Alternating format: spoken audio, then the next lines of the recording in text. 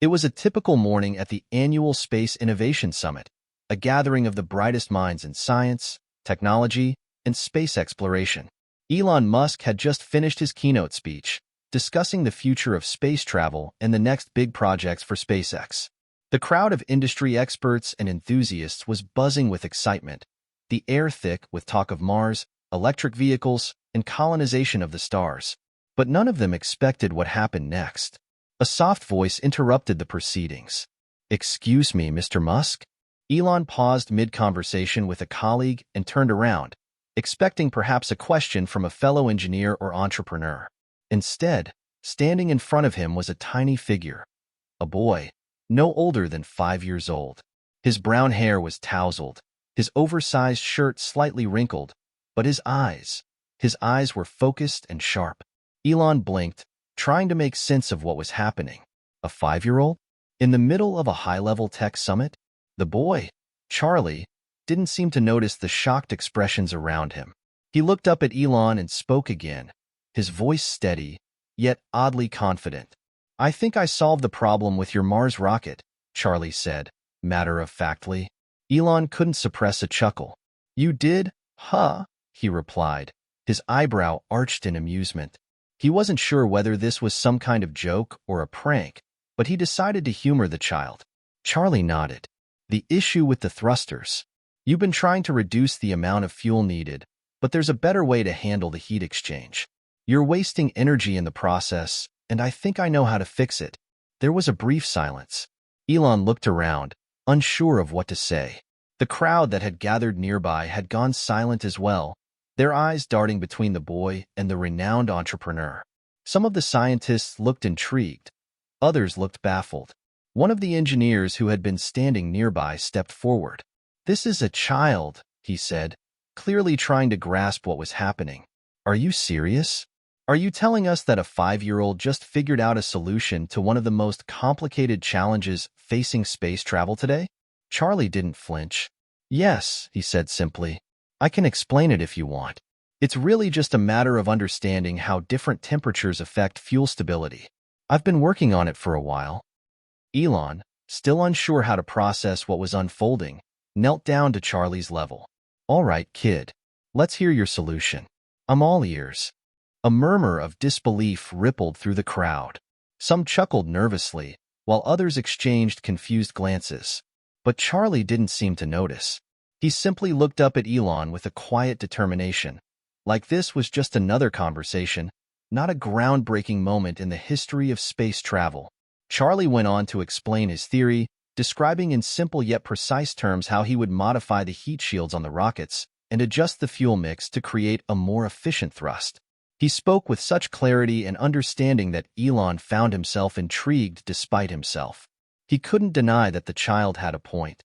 It was a fresh perspective, something that even the brightest engineers at SpaceX hadn't yet fully considered. When Charlie finished, Elon stood up slowly. He was silent for a moment, still processing the weight of the situation. This kid, this 5-year-old, had just presented a solution to a problem that had baffled some of the greatest minds in the industry for years. A few moments passed before Elon turned to the crowd, his voice steady but with a hint of awe. "Well, folks, I think we just witnessed something extraordinary." The room was still. People were trying to wrap their heads around what had just happened. A young child, one too young to even comprehend the true scope of space travel, had solved a problem that had eluded experts in the field for years. "Hit subscribe and leave a comment with where you're watching from," Elon said, breaking the silence. "This story might just spark a new beginning. What's one thing that always pushes you forward, even when things get tough?" And with that, the world's attention shifted. The boy, Charlie, was no longer just a child in a room full of adults. He was the center of a groundbreaking moment that would go down in history. But this was only the beginning of the story. Hit subscribe and leave a comment with where you're watching from. This story might just spark a new beginning. What's one thing that always pushes you forward, even when things get tough? Charlie's life had never been typical. Most kids his age were obsessed with toys, cartoons, and the latest video games. They learned to write their names, count to 10, and maybe, just maybe, start forming basic thoughts about the world around them. But Charlie? He was different.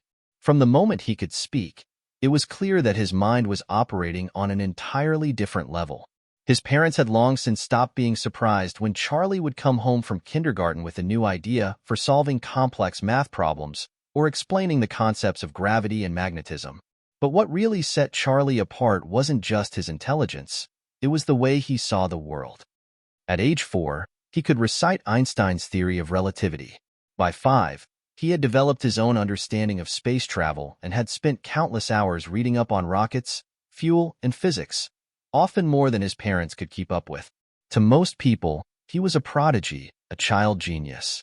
To his parents, he was a mystery, a puzzle they couldn't quite figure out. Charlie's dad, Mark, a high school teacher, had always been supportive but somewhat overwhelmed by the vastness of his son's mind.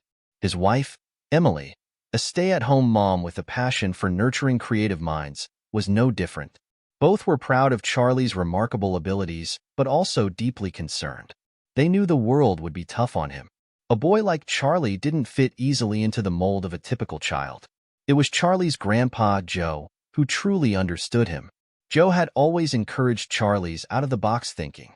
Every weekend, the two of them would sit together in the family's small backyard, Charlie sitting on his grandpa's knee, discussing theories, ideas, and the wonders of the universe.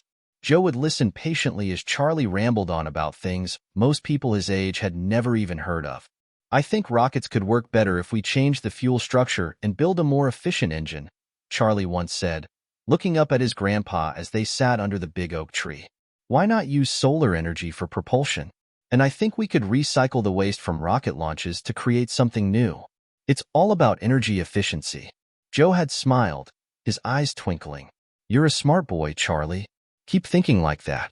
The world needs people who can look at things differently." Charlie had spent hours studying and restudying rocket science, fuel systems, and propulsion methods. By the time he was 5, he had already discovered the fundamental flaw in NASA's rocket design: fuel efficiency. He was baffled by how something so simple seemed to evade the best minds in the world. One afternoon, as Charlie sat at the dining room table, drawing a complex diagram of a new rocket propulsion system, his father walked in, shaking his head in disbelief. "Charlie," Mark said, peering over his shoulder at the intricate sketches, "you know, if I didn't know better, I'd say you were designing your own spaceship." Charlie looked up, grinning. "Well, technically, I am. It's a fuel system that could make a Mars mission way more efficient. I can show you the math, Dad, if you want." Mark could only shake his head. "I don't even understand half of what you're talking about, but okay, show me the math anyway." But it wasn't just Charlie's brilliance that made him stand out. It was his relentless curiosity, his hunger for knowledge. He didn't care if other kids were playing on the playground or watching cartoons. He was always reading or working on new problems. And it wasn't just for fun. Charlie wanted to solve big problems, real problems. And that's where his genius wasn't just about knowledge. It was about vision. He didn't just see the problem with fuel efficiency. He saw how that problem could change the course of history. He saw how his ideas could push humanity to places no one had ever imagined. It was Charlie's curiosity that led him to NASA. One afternoon, while surfing the internet with his mom, he stumbled upon a video of a NASA engineer explaining how their rockets were running into trouble with fuel efficiency during launch. The engineer mentioned that it would take years to find a solution, and Charlie's heart raced. He already had the answer. That evening, Charlie spent hours researching, drawing diagrams, and putting together a presentation. He was going to fix this, even if it seemed impossible. Charlie's parents didn't know what to make of it when he told them he wanted to present his solution to NASA. They thought it was a phase, something a child of his age might move on from after a while. But as the weeks went by, Charlie remained steadfast. He wasn't giving up. One day, to their surprise, Charlie came to them with a plan. He was going to the Space Innovation Summit, and he was going to show everyone what he discovered. Mark and Emily were both excited and terrified. They knew their son was brilliant, but the idea of him going up on stage, presenting his theory to some of the brightest minds in the world, was beyond their comprehension. But what could they say? Charlie was determined. "I think I can fix NASA's problem with the Mars rocket," he told his parents, as if it were the most natural thing in the world. "It's all about the fuel. I'll prove it." Emily hugged him, though her heart skipped a beat. "You're a genius, Charlie. Just be careful, okay? And remember, not everyone will understand what you're talking about." Mark gave him a pat on the back. "We're proud of you, buddy. Just do your best." But nothing could prepare them for what was about to happen. The days leading up to the Space Innovation Summit felt like a blur for Charlie. His parents were both anxious and proud, but they couldn't help but feel a sense of disbelief. A 5-year-old presenting a solution to NASA's rocket problem? It sounded like the kind of thing you'd see in a sci-fi movie, not real life. Yet, here they were. Charlie had set his mind on it, and nothing was going to stop him. One afternoon, Mark drove Charlie and Emily to the conference hall where the summit was taking place. The moment they walked through the doors, Charlie's eyes widened. Everywhere he looked, there were people, engineers, astronauts, scientists, all walking around with badges, talking excitedly about new projects and innovations. It was a dream come true for Charlie, but the size of it all made him feel small. "Wow, look at all these people," Charlie murmured, looking up at his mom. "Do you think they'll believe me?" Emily smiled, brushing a lock of hair away from his face. "Charlie, sweetheart, they'll have to listen. You've got a brilliant mind. Just remember to stay calm, okay?" "I will," Charlie replied, though his eyes sparkled with excitement. As they walked deeper into the venue, they were greeted by a friendly volunteer who showed them to their seats. The conference hall was buzzing with energy. There were panels about the future of space exploration, the latest breakthroughs in AI, and even talks on how to colonize Mars. But none of that was as important to Charlie as one thing: the rocket problem. Charlie spent the next hour sitting quietly, sketching out more diagrams on a piece of paper. He had been perfecting his ideas for months, and now, in the heart of one of the world's most prestigious tech summits, he was ready. There was just one problem. He wasn't sure how to get someone's attention. Elon Musk had just finished his keynote speech, and Charlie knew this was his moment. The space mogul had talked about the future of SpaceX, about the challenges of reaching Mars, and about the improvements needed to make long-distance space travel a reality. As the crowd applauded, Charlie stood up from his seat, his small body nearly lost in the crowd of adults. He grabbed his mother's hand. "I need to talk to him," Charlie said, his voice firm. "Charlie, you can't just walk up to Elon Musk," Emily said, eyes wide. "He's busy, and there are so many people here." But Charlie wasn't listening. With a determination that only a 5-year-old could muster, he began to make his way through the crowd, ignoring the glances of confusion and surprise from those around him.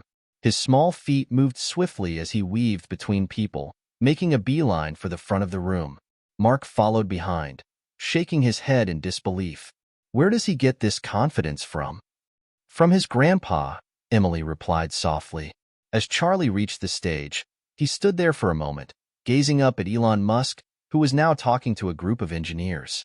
For a brief second, Charlie hesitated, unsure of how to interrupt such an important conversation.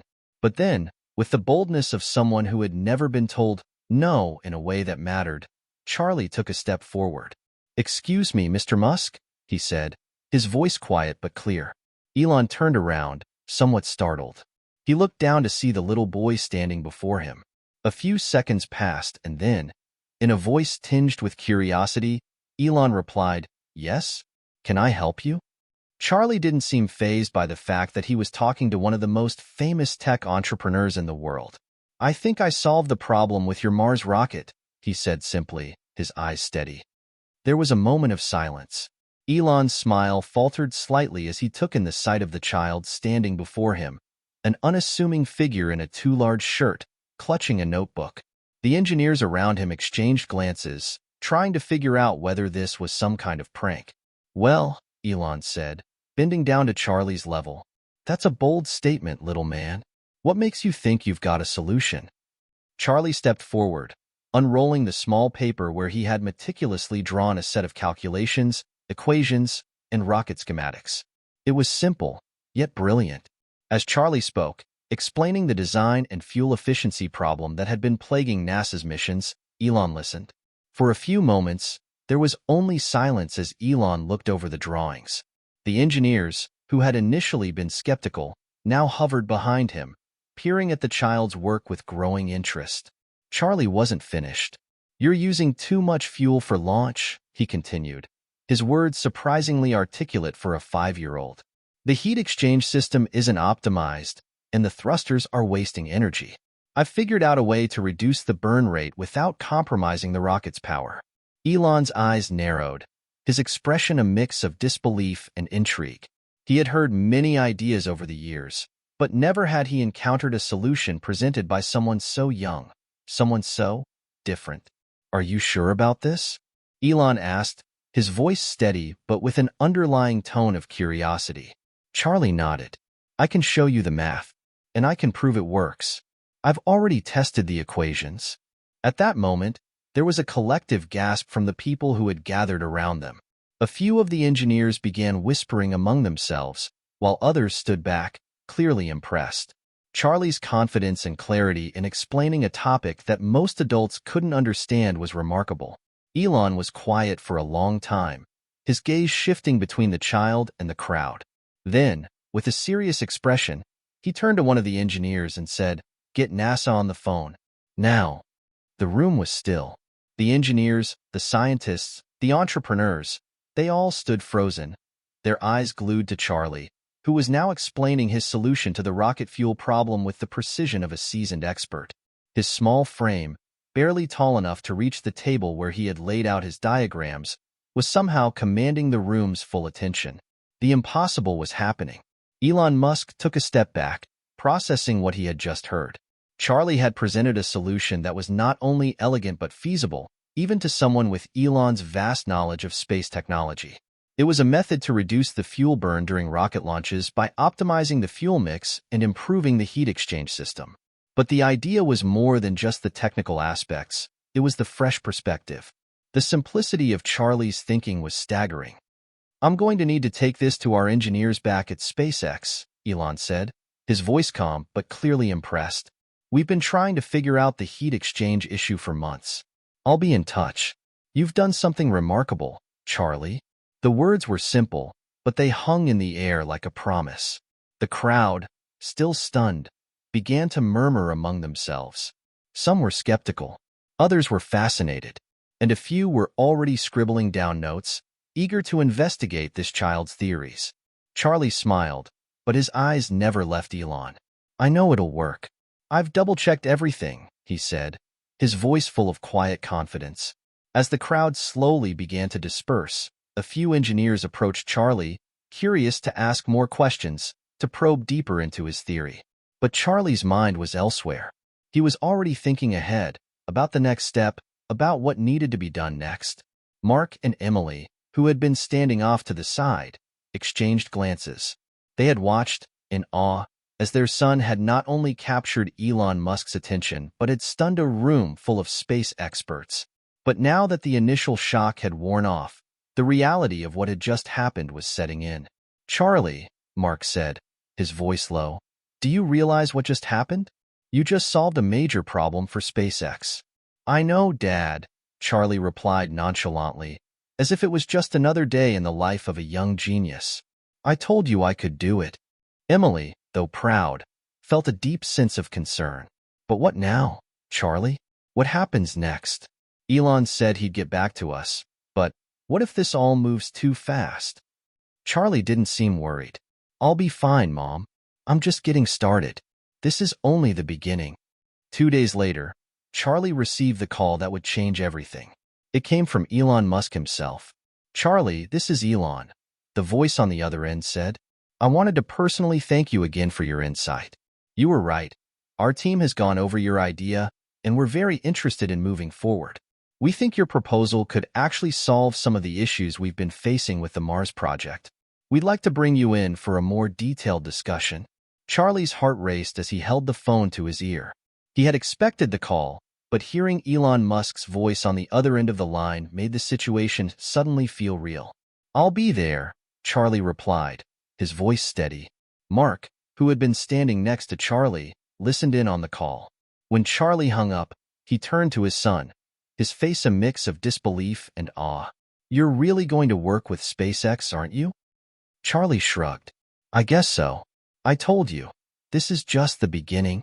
A week later, Charlie and his parents were on their way to SpaceX headquarters in Hawthorne, California. The excitement in the air was palpable, but Charlie's demeanor was as calm as ever.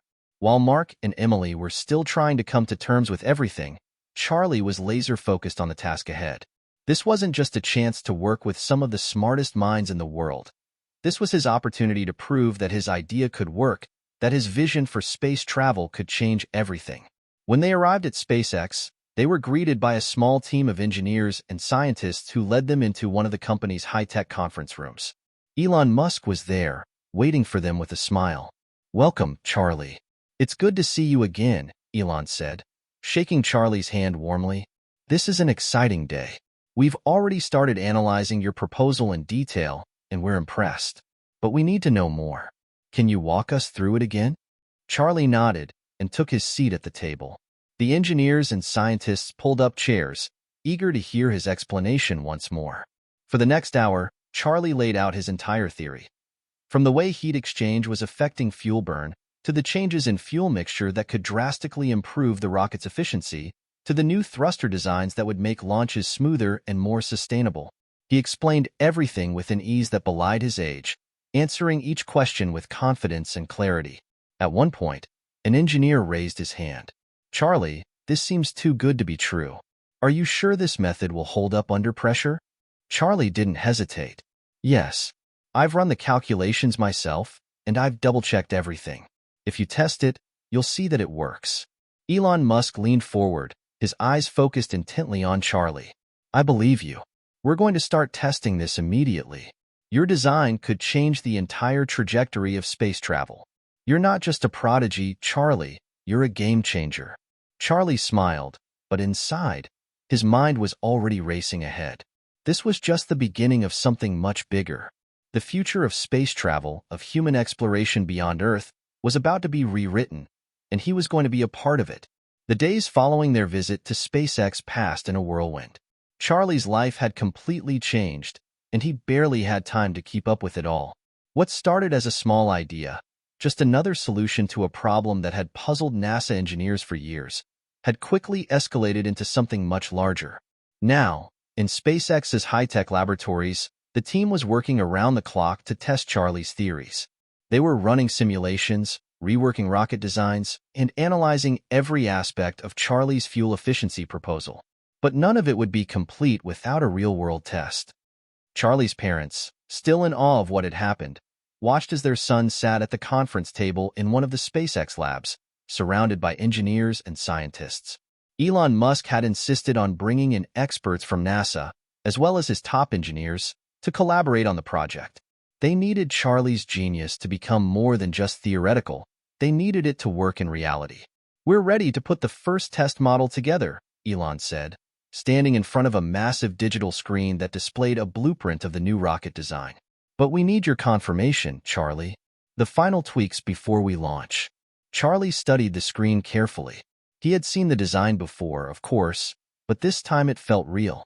His fuel efficiency system was no longer just a theory in a notebook. It was being built. "I've double-checked everything," Charlie said, his tone calm but confident. "The new thruster should be able to handle the extra power, and the fuel mix should cut down on the burn rate. The math works. Just make sure to monitor the temperature during launch. It needs to stay below 2,500 degrees Celsius." The engineers exchanged impressed looks. A 5-year-old was telling them how to manage rocket temperature. They'd heard about his abilities, but seeing it firsthand was a revelation. Elon, nodding in agreement, addressed the team. "Okay, we're moving forward. Let's get the test launch scheduled. If this works, it'll change the future of space travel." A week later, they were at the launch site. The space was a remote, high-security area in the California desert, and Charlie stood with his parents, looking up at the massive rocket that was about to take flight. It was an imposing sight, sleek, shiny, and powerful, but Charlie was more concerned with the details. He was scrutinizing the control screens, watching as engineers ran through the final checks.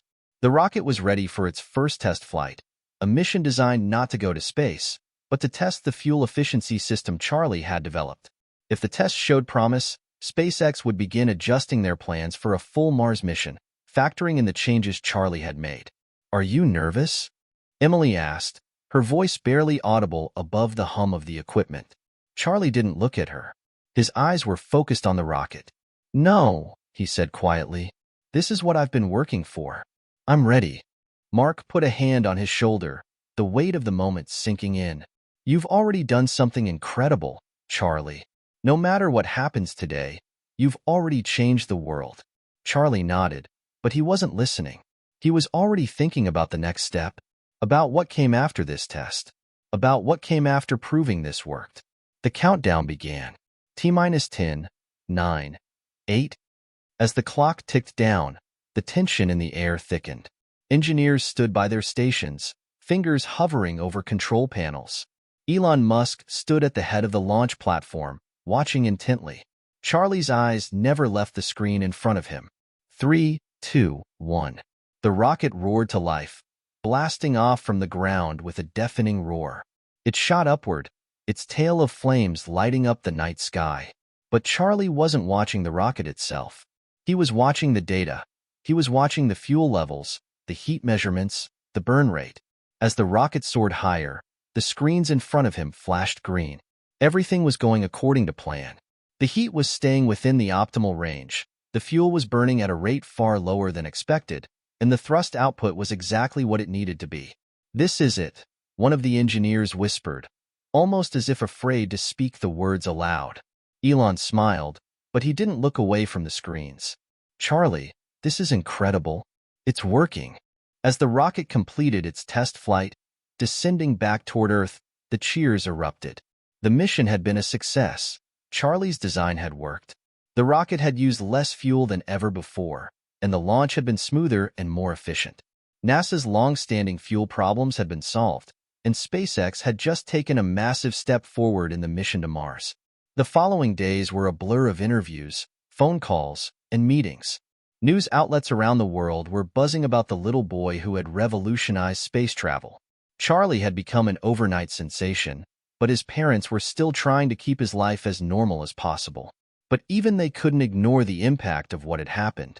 Elon Musk had personally called Charlie's family to congratulate him, and his team had already begun working on full-scale implementations of the fuel efficiency system. NASA had contacted SpaceX, eager to discuss how they could incorporate the new technology into their own missions.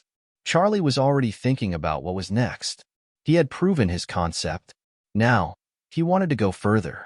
At home, Charlie sat at his desk, drawing new rocket designs and scribbling equations. He was too focused to notice when his parents walked into his room. "Charlie," Emily said softly, sitting down beside him, "do you realize how much you've accomplished? You've changed everything. You're a hero." Charlie didn't look up. "It's just the beginning," he said quietly. "There's so much more to do. I want to help get to Mars. I want to make the trip safer, faster, and more efficient. This is just one part of it." Mark and Emily exchanged a look. They had known their son was extraordinary, but this was beyond anything they could have imagined. "Well," Mark said, "whatever you do next, Charlie, we'll be right here, supporting you." Charlie looked up at them, a slight smile on his face. "I know, and I'll need you. We're all in this together." The media blitz was unlike anything Charlie had ever experienced. It was one thing to present his solution to SpaceX and have Elon Musk personally validate his work, but it was an entirely different level of attention when news outlets across the world picked up the story. From morning talk shows to international news broadcasts, from interviews to social media feeds, Charlie's name was everywhere.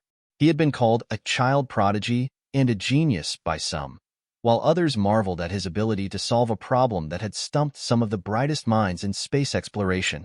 Mark and Emily had to adjust to a new reality. Their son had become a global sensation, and while they were proud, they were also protective. They didn't want Charlie's childhood to be swallowed up by the public's obsession with his brilliance. But despite the whirlwind of attention, Charlie stayed remarkably calm. The only thing that truly mattered to him was the work, the problems that still needed solving, and the future he was determined to shape. One afternoon, as they sat in their living room watching a segment on a popular science news channel, Emily turned to Mark, her brow furrowed with concern. "This is getting out of hand. Every time we turn on the TV, there's someone talking about Charlie. What if he gets overwhelmed?" Mark nodded, his thoughts mirroring hers. I know. It's hard to keep up with it. But Charlie, he doesn't seem bothered. He's still focused on his work. He's not interested in the spotlight. He just wants to build rockets. Emily smiled softly. That's true. But we need to make sure he doesn't lose himself in all of this. Just then, Charlie walked into the room, holding a notebook filled with new sketches and equations. Mom, Dad, I was thinking about something, he said, his voice full of determination. I want to do more than just help with rockets. I want to build a whole system, a faster way to get to Mars, one that's safer for the astronauts. And I want to figure out how to make it affordable for everyone, not just the big space companies. Mark and Emily exchanged a glance. This was their son, always thinking bigger, always pushing boundaries. I think you're on to something, Mark said, his voice filled with admiration. But we need to take it step by step, one project at a time. Charlie didn't argue. Instead, he nodded thoughtfully, flipping through his notebook. I know, but I think if we combine the rocket efficiency with a new propulsion system, we could cut travel time to Mars in half. I'm not just solving a fuel problem anymore. I'm thinking about the whole trip, how to make it faster, more efficient, and safer. Emily placed a hand on Charlie's shoulder. That's an ambitious plan, Charlie, but I believe in you. We all do. Mark smiled. We'll help you, buddy. But remember, it's okay to take breaks, too. Charlie looked up at them, his eyes alight with excitement. I'll take breaks later. For now, I've got work to do. Charlie's newfound fame was undeniable, but the attention didn't stop at the media. Soon, other organizations, including NASA, reached out to SpaceX, wanting to collaborate on Charlie's designs. They had already been in contact with Elon Musk about the results of the test launch, and now, they wanted to know more about Charlie's vision for space travel. A few days after Charlie's conversation with his parents, he received another life-changing phone call, this time from Dr. Elena Sanchez, a lead scientist at NASA. Charlie, this is Dr. Sanchez from NASA. The voice on the other end said, I've been reviewing the work you've done with SpaceX, and I have to say we're incredibly impressed. We'd like to invite you to a special meeting to discuss your ideas further. We think your propulsion system could change the future of space exploration, not just for Mars, but for missions beyond it. Charlie's eyes sparkled with excitement, but he remained focused. When do you want to meet? We'd like to fly you out to Houston for a meeting next week. We'll arrange for you and your parents to come here, and we'll give you a tour of our facilities. We'd love to see your ideas in action and discuss the next steps. Charlie turned to his parents, his face alight with excitement. NASA wants to meet with me, Mom. This is huge. We're going to Houston. Emily was clearly stunned but smiled. I can't believe this is happening. Are you sure you're ready for this, Charlie? Charlie nodded, his mind already racing with new ideas. I'm ready. I've got a lot more to show them. The flight to Houston was a whirlwind. NASA had arranged for a private jet, and once they arrived at the Johnson Space Center, the excitement only intensified.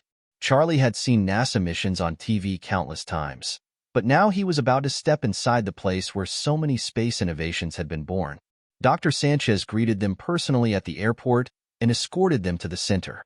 She was a tall woman in her 40s, with sharp eyes and a warm smile. Charlie, it's a pleasure to meet you, she said, extending her hand. We've heard so much about your work, and we're all incredibly excited to collaborate with you. Charlie shook her hand firmly. Thank you for inviting me, he said. I've been working on some new ideas for space travel, and I think they can help. They toured the facilities, walking past rocket prototypes and training simulators. Charlie was in awe of everything he saw, but he didn't let it distract him. He was here to talk about his vision for the future. As they entered the main briefing room, Charlie pulled out his notebook filled with sketches and formulas, ready to dive into the details. Let's see what you've got, Charlie, Dr. Sanchez said, pulling up a large screen behind her. We're all eager to hear your ideas. For the next hour, Charlie presented his latest designs. He explained how his propulsion system could drastically reduce travel time to Mars, cutting it in half by using a combination of ion thrusters and a new heat-resistant fuel cell. He also showed how he planned to address the issues of radiation exposure and long-term sustainability during space travel. The room was silent as Charlie spoke, his confidence growing with every word. The NASA team asked questions, probing his designs with the critical eye of professionals, but Charlie answered each one without hesitation. Finally, Dr. Sanchez spoke. "Charlie, you've presented something truly extraordinary here. We believe you're on the right track. We'd like to continue working with you to refine these designs, and we'll make sure you're supported by our top engineers. This could be the breakthrough we've been waiting for." Charlie grinned, but it wasn't the satisfaction of a job well done that drove him. It was the recognition that he was now working with the best minds in the world, people who shared his passion for exploring the stars. "We're just getting started," he said, his voice full of promise. It was clear to everyone that Charlie wasn't simply a child prodigy anymore. He was a key player in shaping the future of space exploration. After his meeting with NASA, the magnitude of the situation hit both Charlie and his parents. This wasn't just a passing phase or a one-time project. Charlie was part of a new wave of innovation, and what he had started could fundamentally change humanity's destiny. The call from NASA had been the beginning, but the work was only getting more intense. Over the next few weeks, Charlie and his family traveled back and forth between their home and NASA's headquarters in Houston. Charlie spent long hours in research labs, meeting with some of the most brilliant minds in space science, engineers, and astronauts. Together, they worked to refine his propulsion system and brainstorm new methods to make interplanetary travel more efficient, faster, and, most importantly, sustainable. But despite all the excitement, there was still one major hurdle: the Mars mission itself. While they had made significant progress on the propulsion system, Charlie knew that to get to Mars safely and efficiently, they would need a comprehensive blueprint, a fully developed strategy to not only get there but to sustain human life once they arrived. One evening, after yet another long day at NASA's headquarters, Charlie was sitting in his hotel room, scribbling furiously in his notebook. His mind was racing with ideas. He knew that the propulsion system was only part of the equation. Getting astronauts safely to Mars was the next giant leap. What if we could create a sustainable ecosystem on the spacecraft? Charlie mused aloud to himself. What if the ship itself could be a self-sustaining environment? A living organism of sorts, capable of recycling air and water, producing food, and even providing enough power to last for the entire journey? He had been thinking about this for days, but now the pieces were falling into place. He could use elements from his previous work with energy efficiency to design a spacecraft that wasn't just a vehicle, it would be a self-sustaining habitat. But he couldn't do it alone. He called his parents into the room. "Mom, Dad, I have an idea," Charlie said, as they walked in. He looked up from his notebook, his eyes alight with excitement. What if the spacecraft itself could function as a living ecosystem? What if we could build a spaceship that doesn't just take people to Mars but also supports life during the journey? Emily sat down beside him, a concerned yet curious expression on her face. "A living ecosystem?" she asked. "What do you mean, Charlie?" "I'm thinking about a closed-loop system," Charlie explained. "Like how plants and animals work together on Earth. We could design a spacecraft where everything, air, water, food, gets recycled and reused. We could even grow food on board and use renewable energy like solar power to keep everything running. This way, we wouldn't have to carry so many supplies, and the astronauts could stay healthy and sustained the entire time." Mark raised an eyebrow. "That's a huge idea, Charlie. But could it really work? You're talking about building an entire self-sustaining habitat in space." Charlie nodded. "I think it's possible. If we design it carefully, we could create an environment that mimics Earth's ecosystem. We've already got technology that can recycle water and air in space stations. I just need to combine everything. Use the propulsion system, renewable energy, and biological systems to make the ship a living, breathing thing." Emily exchanged a glance with Mark. The ambition in Charlie's voice was palpable, but so was the belief that this wasn't just a dream. It was a real possibility. "I think you're onto something," Mark said, his voice full of awe. "This could revolutionize space travel, not just for Mars, but for all future long-term space missions." Charlie smiled, the thrill of discovery still bubbling inside him. "That's what I was thinking. It's not just about getting to Mars. It's about making the journey possible for everyone, for a long time. We could build a new future, where space exploration is no longer just for a few astronauts, but for anyone who dares to go. The next day, Charlie and his parents flew back to NASA for a follow-up meeting. They weren't just there to present updates on the propulsion system. Charlie had a new vision to share. He was determined to show NASA the full scope of what he had in mind for the future of space travel. When they arrived at the Johnson Space Center, Dr. Sanchez and her team were already waiting in a conference room. Charlie was slightly nervous. This was a huge proposal, but the more he thought about it, the more confident he became. He had a plan, and this time, it wasn't just a single innovation. It was a blueprint for the future. "Good morning, Dr. Sanchez," Charlie said as he entered the room. "I've been working on something new, something that could change the way we think about interplanetary missions. I'm not just thinking about propulsion anymore. I'm thinking about life on Mars and getting there safely." Dr. Sanchez raised an eyebrow, intrigued. "Go on, Charlie." Charlie set his notebook on the table and began to explain his vision. He talked about the closed-loop system that could recycle air, water, and waste. He described how astronauts could grow food aboard the spacecraft using hydroponics and other innovative farming methods. He even discussed the possibility of using solar energy to power the ship's systems, ensuring that they would have enough power for the entire journey to Mars. As he spoke, Charlie's words flowed with an enthusiasm that was infectious. The NASA team listened closely, their expressions thoughtful as they processed the implications of what he was saying. "This is groundbreaking," Dr. Sanchez said when Charlie finished. "You've thought of everything, from the basic life support systems to renewable energy and food production. This could change the way we approach space travel completely. But there's a lot of work to be done. We need to test these ideas, make sure they're viable." Charlie nodded, his eyes wide with anticipation. "I know, but I think we can do it. Together, we can build a spacecraft that's not just a ship, it's a home. It's a new frontier." The room was silent for a moment. Then, one by one, the team members started to speak. "This could solve so many problems," said one of the lead engineers. "We've been trying to figure out how to keep astronauts alive for long periods of time in space. A system like this could keep them healthy and reduce the costs of sending supplies from Earth. I think we need to test this on a smaller scale first," added another scientist. "But it's worth exploring further." Dr. Sanchez looked at Charlie and smiled. "You're right, Charlie. This is the future of space travel, and we're going to need you on this project. We'd like to make you an official part of the team, if you're willing. Your ideas could reshape the entire scope of human space exploration." Charlie's heart raced.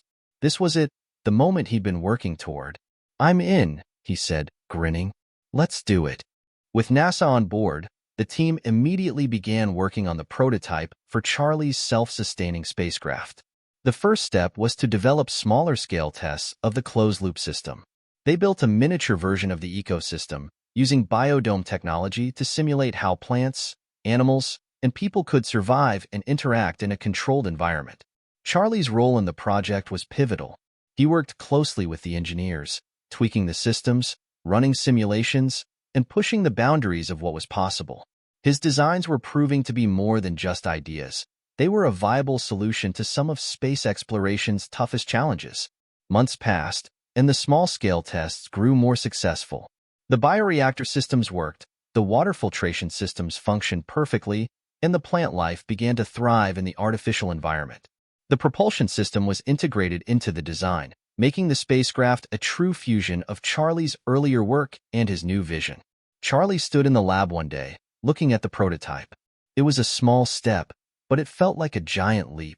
He knew they were on the edge of something revolutionary. "This is just the beginning," Charlie whispered to himself. "We're going to make it to Mars." The excitement surrounding Charlie's Mars mission blueprint had spread like wildfire. As the prototype of the self-sustaining spacecraft continued to evolve, NASA and SpaceX began to align their resources, preparing for the next critical phase, testing. It wasn't just about testing the spacecraft itself, it was about testing a whole new way of thinking about space travel. And Charlie, at just 12 years old, was at the center of it all. After months of designing, simulating, and iterating, the team had finally agreed to launch a smaller, test version of the spacecraft. This test vehicle, as they called it, was not yet capable of traveling to Mars, but it would simulate long-term space conditions using Charlie's closed-loop life support system. The goal was simple. Could the spacecraft survive in space long enough for humans to make the journey? The countdown began, and soon, Charlie, along with Elon Musk, Dr. Sanchez, and the SpaceX team, found themselves standing at the launch pad in Cape Canaveral, watching as the prototype spacecraft was prepared for takeoff. Charlie's hands were clammy, but his mind was calm.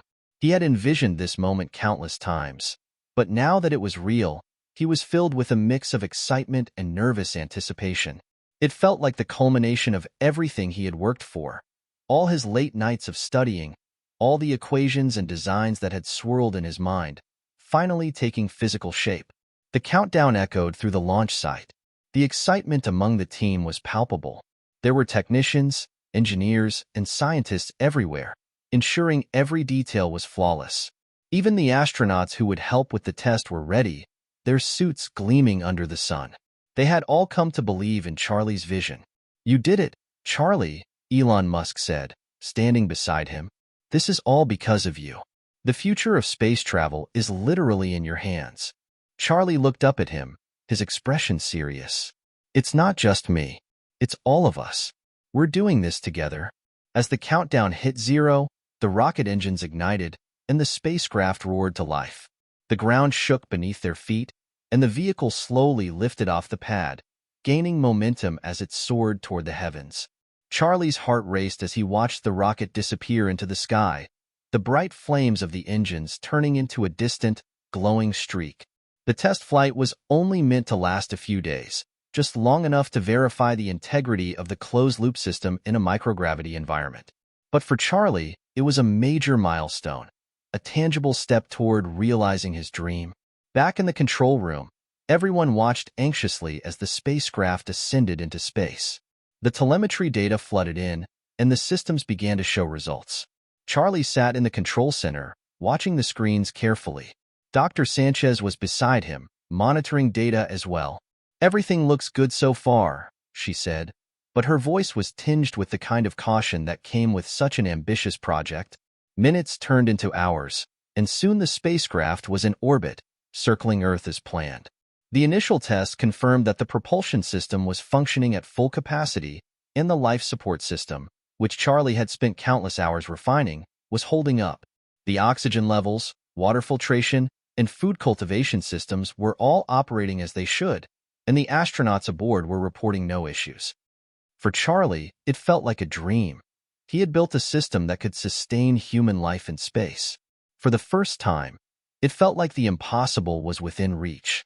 But as the hours ticked by, something unexpected happened. The life support system's water filtration began to experience irregularities. It wasn't a catastrophic failure, but it was enough to raise concerns. The system had been designed to recycle water indefinitely, but the test results showed a minor fluctuation in the purification process. It wasn't enough to endanger the crew, but it was enough to cause a ripple of concern among the engineers. "Charlie, we've got a problem," Dr. Sanchez said, her tone more urgent now. "The filtration system is starting to show signs of malfunction. We need to address this before the mission gets any longer." Charlie didn't hesitate. His mind immediately went to work, sifting through the equations and the calculations he had done to design the system. He knew the problem had to be traced back to one of the system's key components. But which one? "I think it's the reverse osmosis pump," Charlie said suddenly. "I tested it in simulation, but there might be a pressure variance in the spacecraft systems that I didn't account for. If we adjust the pressure settings, we should be able to stabilize the system." Dr. Sanchez stared at him for a moment, her expression a mixture of disbelief and admiration. "Are you sure?" Charlie nodded, pointing to the data on the screen. "I'm sure. We need to send the correction parameters to the astronauts. They can adjust the system from inside."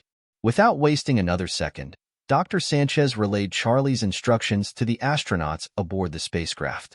Within minutes, the astronauts were able to recalibrate the system, and the filtration levels began to stabilize.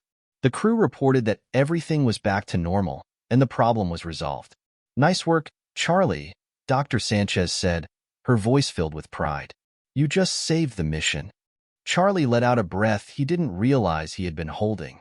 It was nothing. I knew it had to be something small. As the spacecraft completed its mission and returned to Earth a few days later, the team at NASA and SpaceX had their first taste of success. The test had been a success, not just because the spacecraft had stayed intact, but because it had proven Charlie's self-sustaining design was viable. The news hit the press like wildfire. News outlets around the world covered the successful test, and the media began to highlight Charlie's role in making space travel more sustainable. The young genius was now being called a hero in the space community, and his designs were being hailed as the future of interplanetary travel. But for Charlie, it wasn't about the accolades. It was about the work. The test had proven that the systems worked, but there were still many obstacles to overcome. There was no time to bask in the glory of the moment. Charlie already had his eyes set on the next big hurdle, making the spacecraft ready for a human mission to Mars. He stood in the control room after the test flight had ended, looking at the screens that showed the spacecraft's successful reentry and landing. "This is just the first step," he said to Dr. Sanchez, who was standing beside him. "Now we need to make sure everything works on a larger scale. We need to build the next version." Dr. Sanchez smiled, her eyes filled with pride. "And we will, Charlie. We will. You've proven that it's possible. Now, we're going to make it a reality." The success of the test launch reverberated around the globe. Media outlets everywhere were buzzing with the news of Charlie's breakthrough. Headlines like, "12-year-old genius changes the future of space travel," and "Charlie McAllister's vision could take humans to Mars," appeared across newspapers and online platforms. Interviews, documentaries, and articles followed, and for the first time, the world was truly beginning to understand the magnitude of Charlie's contributions. Charlie's life had shifted in ways he hadn't anticipated. What had begun as a curiosity about the stars had become a global movement. He was now not only a scientific prodigy, but also a media sensation. But despite the media frenzy, Charlie stayed grounded, focused on the mission at hand, getting humans to Mars. It wasn't long before Charlie received another phone call that would propel him further into the limelight. This time, the voice on the other end was familiar. "Elon Musk?" "Charlie, how are you doing, buddy?" Elon's voice was warm, but there was a note of urgency in it too. "I'm doing good," Charlie replied, trying to sound casual. "Just thinking about the next steps for the Mars mission." Elon chuckled. "That's what I thought. Look, Charlie, we need you. The world needs you. We've been approached by a number of governments, private companies, and even investors who want to fund the Mars mission. But there's a catch. They're not sure they believe we can do it. The technology is still in its early stages, and people are skeptical." Charlie's mind raced. "You're saying they're worried about the technology?" "Exactly," Elon confirmed. "The problem is that we need more proof. We need a larger scale mission, something that shows the world we can actually make it to Mars. Not just a test flight, an actual mission, with people aboard." Charlie felt a surge of excitement mixed with apprehension. He knew what Elon was asking. This wasn't just about designing systems anymore. This was about committing to something monumental. "I'm in," Charlie said, without hesitation. "We'll do it. We'll get to Mars." Elon laughed. "I knew you'd say that. I'll be in touch soon. We're going to need you for the next phase. I'll be flying in to meet you in a couple of days. Get ready."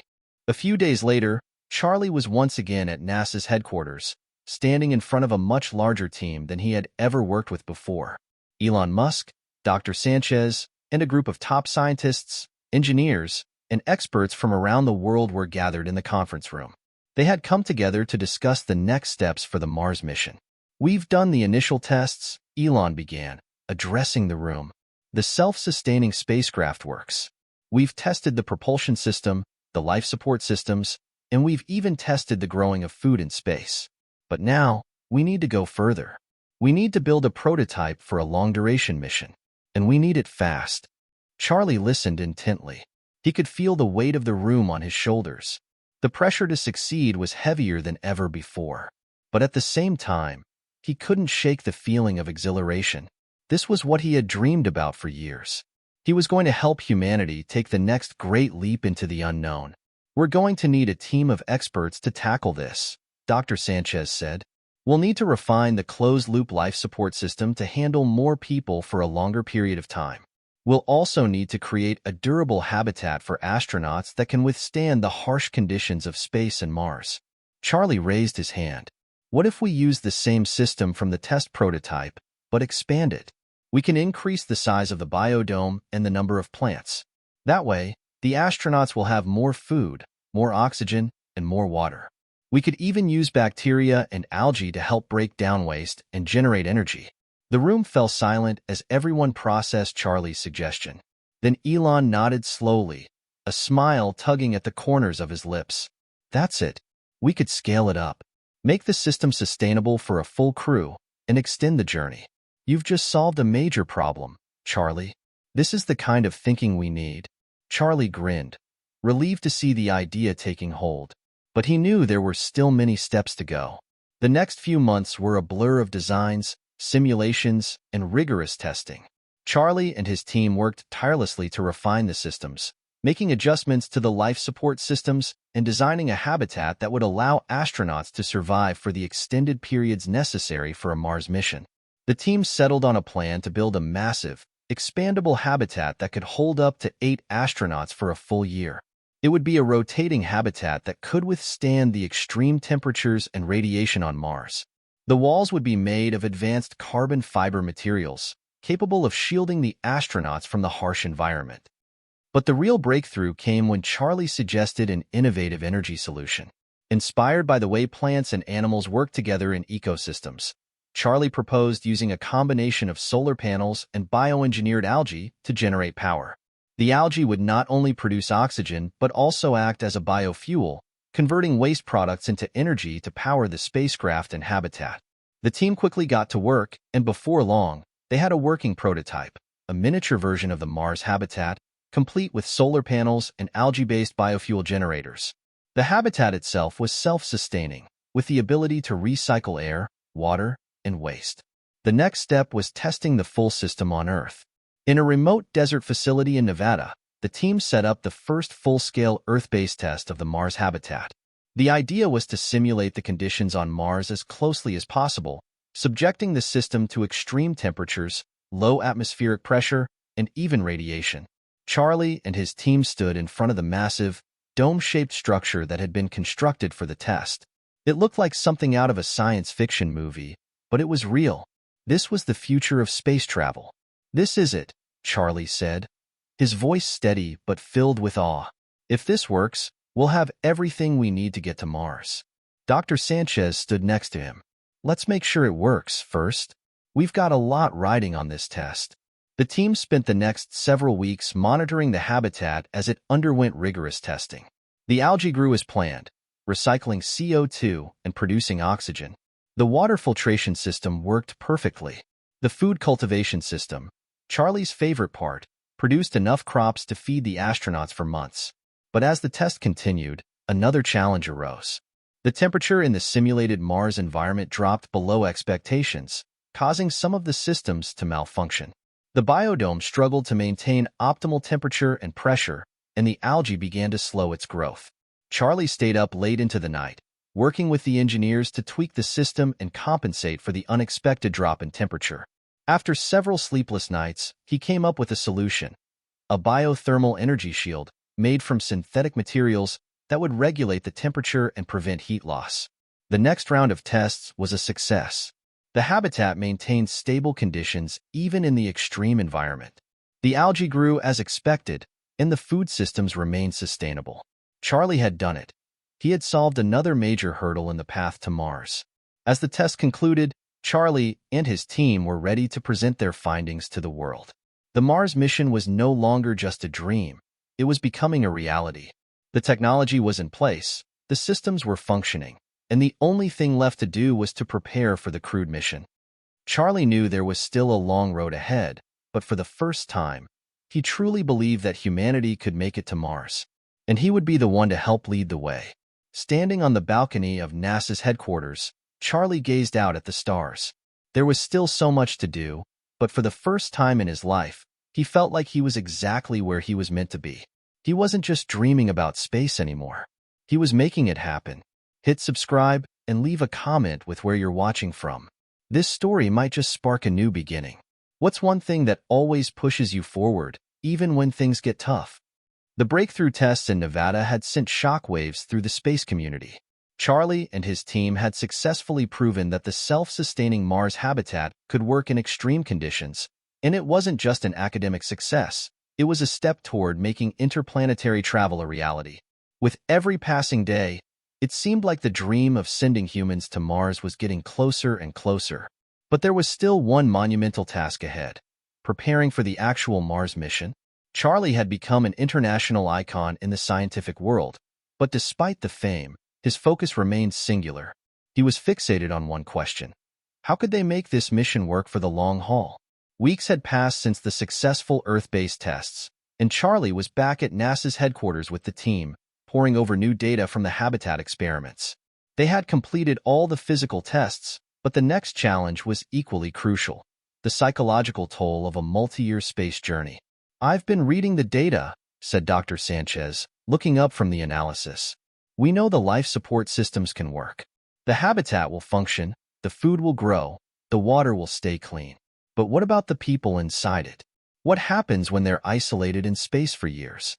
Charlie frowned. The psychological effects of isolation. I hadn't thought about that. If we're sending people to Mars, we have to consider everything: social dynamics, mental health, boredom. Space is an unforgiving place.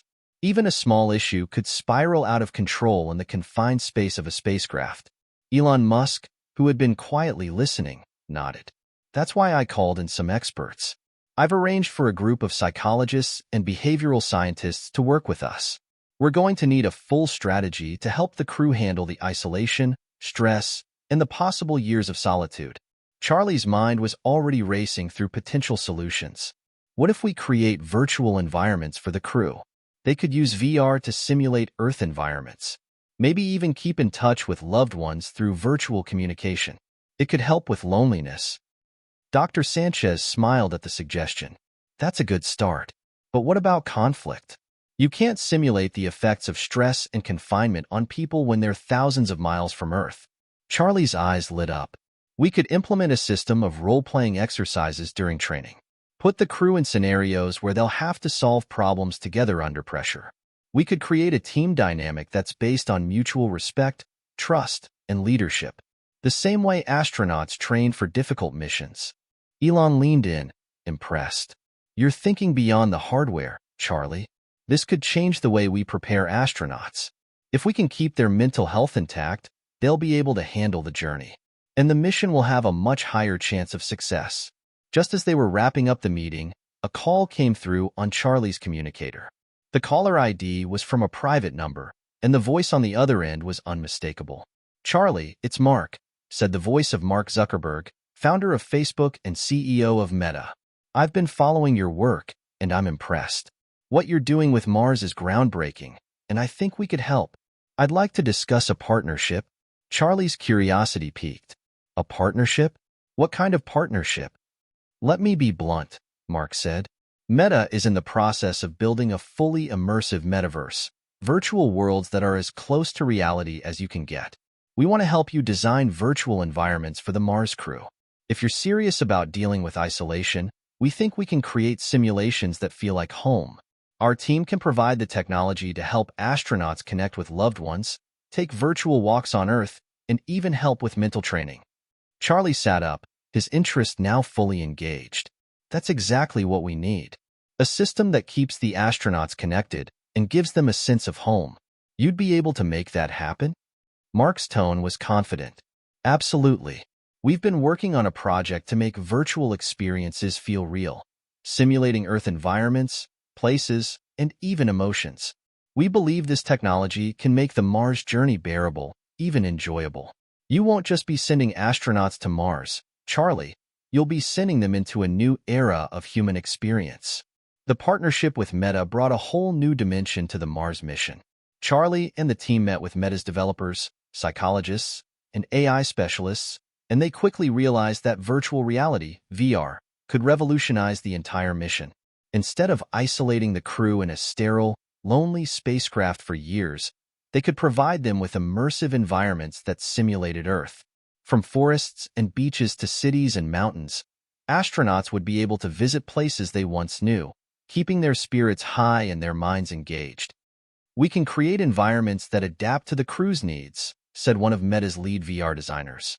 "Imagine astronauts being able to walk through a virtual park, feel the wind on their faces, or talk to loved ones like they're right there with them. Not only will this keep them mentally sharp, but it will also give them something to look forward to each day." Charlie couldn't believe it. They were no longer just designing a Mars mission. They were designing the future of human space exploration. The first step was integrating Meta's VR technology into the spacecraft's design. The crew would be trained in these environments, and they would be able to use the systems during the journey to Mars.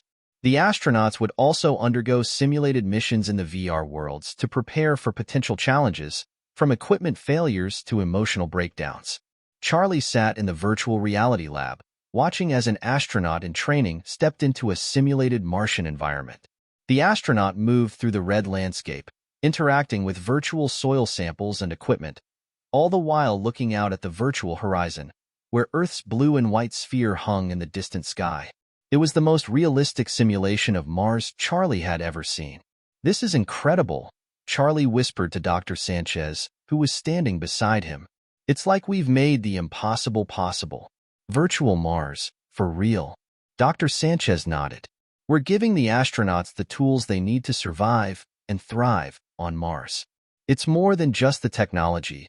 It's about the human experience." Elon, who had been watching the simulation unfold, clapped Charlie on the back. "You've done it again, Charlie. You've changed the game." Days later, the world would get its first look at the new, groundbreaking features of the Mars mission. Elon Musk, Charlie, Dr. Sanchez, and Mark Zuckerberg stood before a massive crowd of journalists and space enthusiasts. The live broadcast reached millions of people around the world. "We are proud to announce a new partnership between SpaceX and Meta," Elon began, his voice booming across the conference room. "Together, we are not just planning for the physical journey to Mars. We are preparing for the mental and emotional journey as well. Through the incredible advancements in virtual reality, we can ensure that the astronauts on this mission will be able to maintain their mental health, stay connected with loved ones, and even experience Earth-like environments while they travel through the vacuum of space." Charlie stood beside Elon, his heart racing. This was it, the moment they'd been building up to. The world was watching, and it was finally clear. They weren't just sending humans to Mars. They were creating a future where anything was possible. "The Mars mission," Charlie said, speaking into the microphone, "isn't just about exploration. It's about showing the world what humanity can achieve when we work together. The stars are within our reach." The partnership with Meta had catapulted the Mars mission into uncharted territory. Virtual reality would not just serve as an escape for the astronauts. It would enhance their experience, sharpen their skills, and allow them to maintain mental and emotional stability during the long journey to Mars. Charlie had been right. The emotional and psychological health of the crew was just as critical as the technical systems they were building. And with the integration of VR technology, the mission was now moving closer to reality. The team at NASA and SpaceX was working at a feverish pace. With each day, the mission grew more real, more tangible. The Mars habitat had been tested and refined, and now it was time to test the launch systems. Charlie spent hours at the SpaceX facility, watching the team fine-tune the spacecraft's engines, power systems, and communications. It was an exciting time, but also a stressful one. With the launch window growing nearer, every detail mattered. Elon Musk was frequently on the ground, overseeing the final preparations. Charlie could tell he was anxious, but the energy in the air was palpable. There was something magical about the sense of purpose that had overtaken the team. It wasn't just a project anymore. It was a movement. Humanity was about to make history.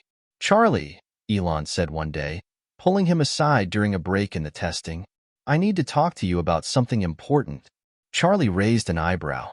"Sure, what's up?" "I've been thinking," Elon began, his voice serious. "The mission's getting closer. We've got the tech, we've got the systems, and we've got the VR integration. But there's one final piece of the puzzle, the crew." Charlie nodded. The crew was everything. These were the people who would make or break the mission. They had to be trained, tested, and psychologically prepared for the isolation and the danger they would face. I know you've been helping with the VR simulations, Elon continued, but I need your input on who should be part of this crew. We're assembling the best minds, but I want to make sure they're not just scientists or engineers. I want people who have heart, people who are driven by something bigger than just exploration. Charlie's heart raced. The weight of what Elon was asking hit him hard. Choosing the right crew wasn't just about finding the best professionals. It was about finding the right people who could handle the pressure, isolation, and uncertainty of the mission. You're asking me to help choose the crew? Charlie asked, almost incredulously. Elon nodded. Yes. Your instincts have been spot on so far. I trust you. Over the next few weeks, Charlie worked with Elon, Dr. Sanchez, and other top officials at SpaceX and NASA to carefully select the crew. They needed astronauts with specialized skills, pilots, engineers, scientists, medical experts, but they also needed individuals who had the right mental fortitude. It wasn't just about being capable on Earth. It was about being able to survive in the extreme conditions of space and Mars. Charlie reviewed dozens of candidates, scrutinizing their qualifications and psychological profiles. He knew that this mission would be unlike any other. It would require not only technical expertise but emotional intelligence, teamwork, and leadership in the face of the unknown. The crew needed to be a family, a unit that could rely on one another no matter the situation. After much deliberation, the final roster was chosen. There would be 4 astronauts who would travel on the initial mission to Mars, each bringing a unique skill set and a strong mental foundation. Captain Alex Turner, a seasoned astronaut with extensive experience in deep space missions. He had a calm demeanor and an innate ability to keep people grounded, even in the most stressful situations. His leadership would be crucial. Dr. Emily Rodriguez, a brilliant astrobiologist and expert in extraterrestrial ecosystems. Emily had a passion for exploration and discovery and was one of the few scientists who truly understood the potential for life on Mars. Her determination and curiosity were unmatched. Lieutenant Marcus Max Cole, a fighter pilot turned astronaut, Max had a reputation for being fearless and decisive. He was the kind of person who would push boundaries, but with a deep understanding of the risks involved. His mission was to pilot the spacecraft during the journey and landing on Mars. Dr. Ava Patel, a medical doctor with expertise in space medicine, Ava was the team's backbone when it came to health and well-being. Her calming presence and problem-solving abilities would be crucial in ensuring the crew's safety. Charlie had worked closely with each member of the crew during the selection process. They were all exceptional individuals in their own right. But what struck Charlie the most was how each one was driven by something more than just the mission. They were all motivated by a desire to make a lasting impact on humanity, to be part of something greater than themselves. I think we've got the right team, Charlie said one day, looking over the crew's final profiles. These people are ready. They'll make it. Elon smiled, a rare expression of warmth. I agree. You've done well, Charlie. As the days passed, Charlie's team continued their work. The crew underwent intense training, simulating every aspect of life on Mars, from landings to scientific research to handling unexpected crises.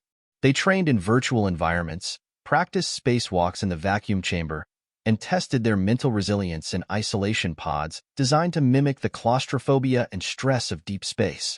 Charlie spent hours talking with each astronaut individually, making sure they were ready not only for the technical challenges, but also for the emotional and psychological strain of the mission. He walked them through VR simulations, helping them prepare for the isolation and the challenges of being light years away from Earth. Remember, this mission is as much about resilience and adaptability as it is about technology, Charlie would say.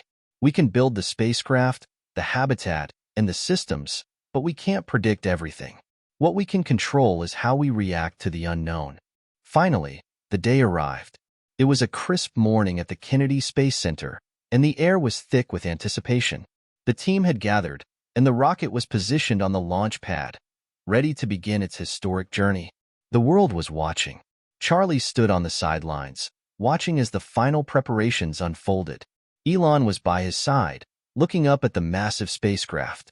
"You ready for this?" Elon asked. Charlie nodded, his gaze fixed on the rocket. "I've never been more ready." As the countdown began, Charlie's heart pounded in his chest. This wasn't just a test flight.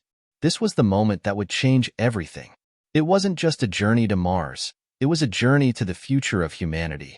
10, 9, 8. The countdown echoed over the loudspeakers. Charlie's mind raced.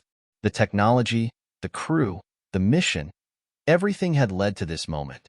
They had overcome countless obstacles, faced insurmountable challenges, and yet here they were. 3, 2, 1. The engines roared to life, and the spacecraft shot into the sky, leaving a trail of smoke and fire behind it. The crowd erupted into cheers, and Charlie's heart swelled with pride. Humanity had taken its first real step toward the stars. The roar of the rocket's engines as it soared through the atmosphere echoed in Charlie's ears long after the spacecraft had disappeared into the clouds. The launch was perfect. There was no turning back now. Humanity had just taken its first giant step toward colonizing Mars, and the crew aboard the spacecraft were ready for the journey ahead. As the rocket climbed higher, leaving Earth behind, Charlie felt a bittersweet tug in his chest. The Earth, once so close, was now shrinking into a distant blue marble in the sky. The astronauts on board, the best and brightest from across the globe, were leaving it behind for the unknown. It was a moment that would define an entire generation. Charlie stood with Elon and the rest of the SpaceX team, watching the spacecraft's ascent on the large screens in the mission control room. There was a sense of calm amidst the whirlwind of excitement. Everything had been carefully planned, and the crew had undergone weeks of training and preparation. They were as ready as anyone could be. "How do you feel?" Elon asked Charlie, breaking the silence. Charlie took a deep breath. "It feels like the beginning of something incredible. We've been working toward this for years. It's hard to believe it's finally happening." Elon nodded. "This is just the start. The real work begins now." Life aboard the spacecraft was a far cry from the chaotic intensity of launch. The team of astronauts was settling into their routine, adjusting to the microgravity environment and the isolation. They had all been trained for this moment, but the reality of living in space, of being so far from Earth, was something none of them could have fully prepared for. Captain Alex Turner, the mission commander, was the first to break the silence on the morning after launch. "All right, everyone, let's check in. How's everyone holding up?" The crew members, now floating freely in the spacecraft, each responded in turn.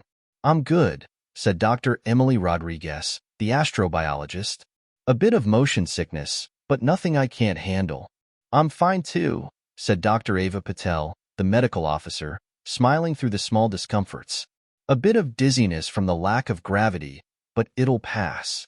Max Cole, the pilot, added, "Feels surreal, but I'm ready. Let's make history." Charlie watched them from his quarters, where he was reviewing the latest data on the spacecraft's systems. His own heart was pounding in his chest, a mix of pride and anxiety. These were the moments when everything could go wrong. Space was unforgiving, and no amount of training could prepare you for the reality of it. It didn't take long for the first obstacle to appear. 2 days into the journey, the crew encountered a minor issue with the spacecraft's life support system. A malfunction in one of the oxygen generators caused a slight fluctuation in the air pressure. It wasn't dangerous, but it was a reminder that space was always unpredictable. Max was the first to notice the issue during his routine systems check. "Hey, we've got a problem here," he called into the comm system. "The oxygen pressure's a little low. I'm going to check the system." The crew immediately sprang into action. Ava double-checked her medical readings while Dr. Rodriguez examined the environmental control systems. Meanwhile, Charlie, who was still in his quarters, received an alert from Mission Control. "Charlie," Elon's voice crackled through the communication line. "We've detected a malfunction with the oxygen generator. It's a minor issue, but we need you to coordinate with Max and the crew to fix it." Charlie's mind raced. "Understood. I'll get them on it." He immediately patched into the spacecraft's communication system and spoke directly with Max. "Max, what's the status?" Charlie asked, his voice steady despite the adrenaline coursing through him. "Not a huge deal, Charlie," Max responded calmly. "Just a glitch in the oxygen pressure regulator. I'm on it. Shouldn't take long." Charlie breathed a sigh of relief. "Keep me posted. If you need any extra help, don't hesitate to reach out." For the next few hours, Max and the crew worked to fix the issue, using the onboard tools and the detailed schematics they had studied during their training. With Charlie's guidance and the crew's expert knowledge, they were able to resolve the malfunction before it became a major concern. "It's all good, Charlie," Max reported later. "The pressure's stabilized, and the system's functioning as it should." Charlie allowed himself a small smile of relief. It wasn't the first challenge they would face on the journey, and it wouldn't be the last. But it was a reminder of the delicate balance that space required. Every system, every detail, had to be perfect. Even the slightest error could lead to disaster. "Good job, Max," Charlie said. "And to the rest of the team. You're proving why we've assembled the best." As the days passed, the isolation of space began to weigh heavily on the crew. The constant hum of the spacecraft systems, the endless expanse of the void outside, and the absence of Earth. Everything felt alien. Charlie had always known that space was unforgiving, but now he was experiencing it through the eyes of the crew. In the early days, everything was still new. There was excitement, camaraderie, and a sense of awe at what they were accomplishing. But as the days turned into weeks, that sense of wonder began to fade.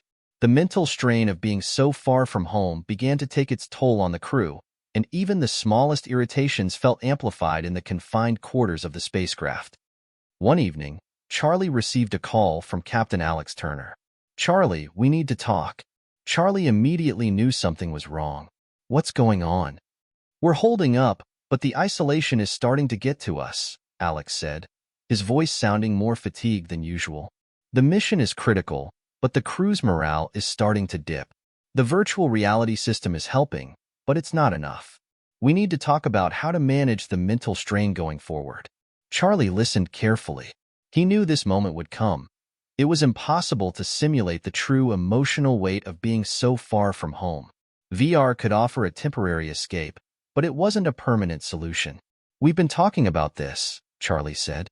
"We need to come up with a strategy to keep everyone engaged. What do you suggest?" Alex sighed. "We've been thinking about it. Maybe more team-building exercises, more communication with Earth. But it's tough. I can feel the distance. It's hard to explain, but it's like a kind of mental gravity. The longer we're in space, the heavier it feels." Charlie understood. The farther they got from Earth, the more distant their lives seemed. "I'm going to send you a few new VR scenarios that might help. I've also arranged for regular communication with loved ones back home, more frequently than we planned." "Thanks, Charlie. That might help," Alex said, sounding a little relieved. "We're just going to have to keep pushing through. Together." As the crew settled into their routines, Charlie couldn't help but reflect on the bigger picture. He had started this mission with one goal in mind, to take humanity to Mars. But as he stood in the quiet of his own quarters, gazing at the stars, he realized that the mission wasn't just about reaching Mars. It was about what it meant to be human. This was the beginning of a new chapter. A chapter where humanity would no longer be confined to Earth. A chapter where the impossible would become possible, and where every challenge faced would bring the crew one step closer to their final destination. The journey ahead would be long, hard, and filled with obstacles.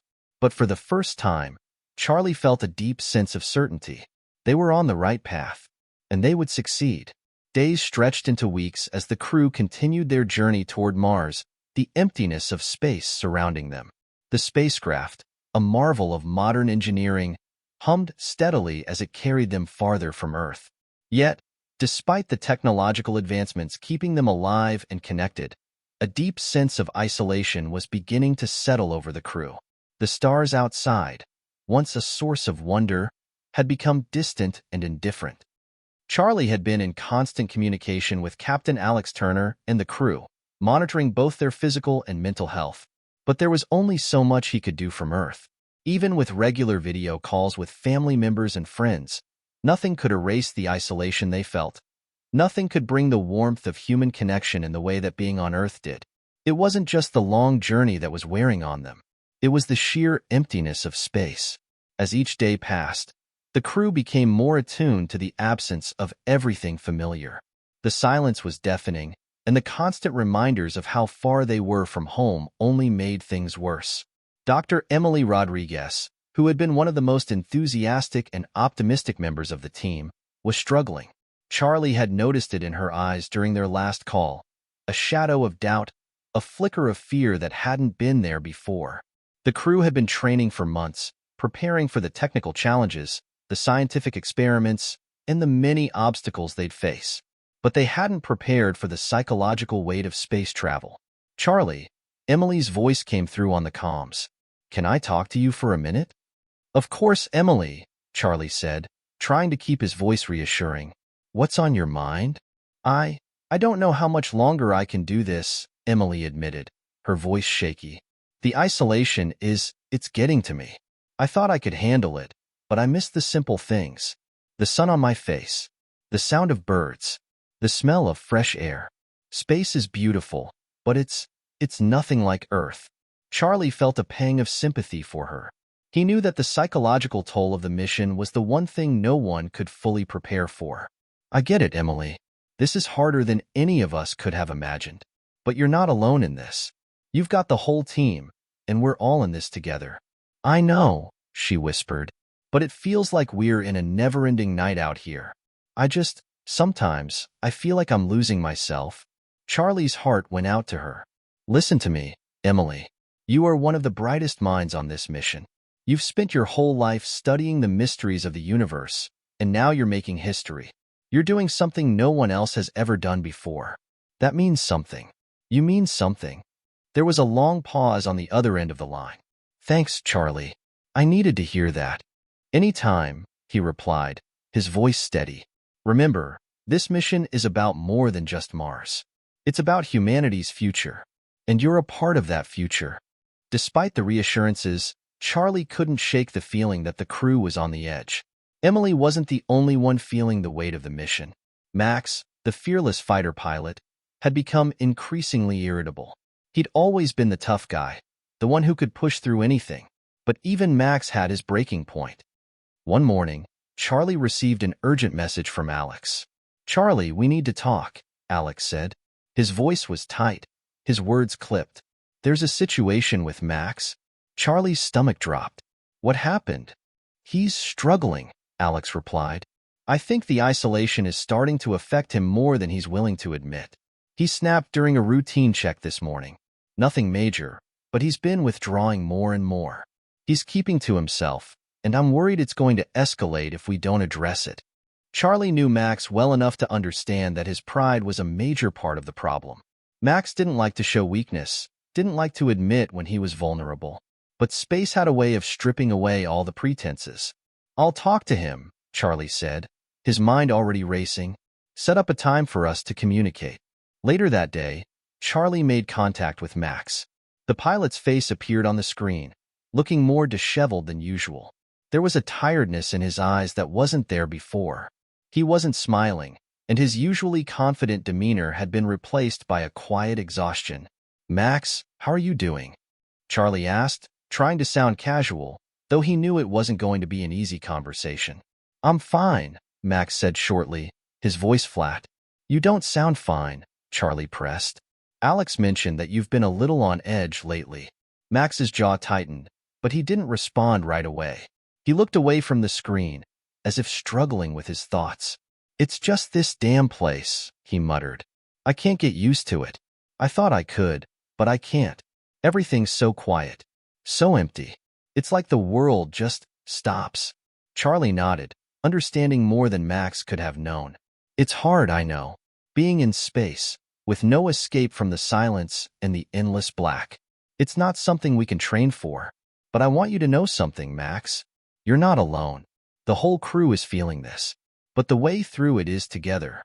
Max's eyes flickered to the screen, and for a moment, there was a vulnerability there that Charlie rarely saw. "I don't know how much longer I can take it, Charlie." "You can take it," Charlie said firmly. "We all can. But you have to let us help. Talk to Alex. Talk to Emily. Talk to Ava. We're all in this together. You don't have to keep it all inside." Max didn't respond immediately. Instead, he let out a long, weary breath. "Yeah, I'll talk to Alex. I'm here, Max, anytime. Just reach out, okay?"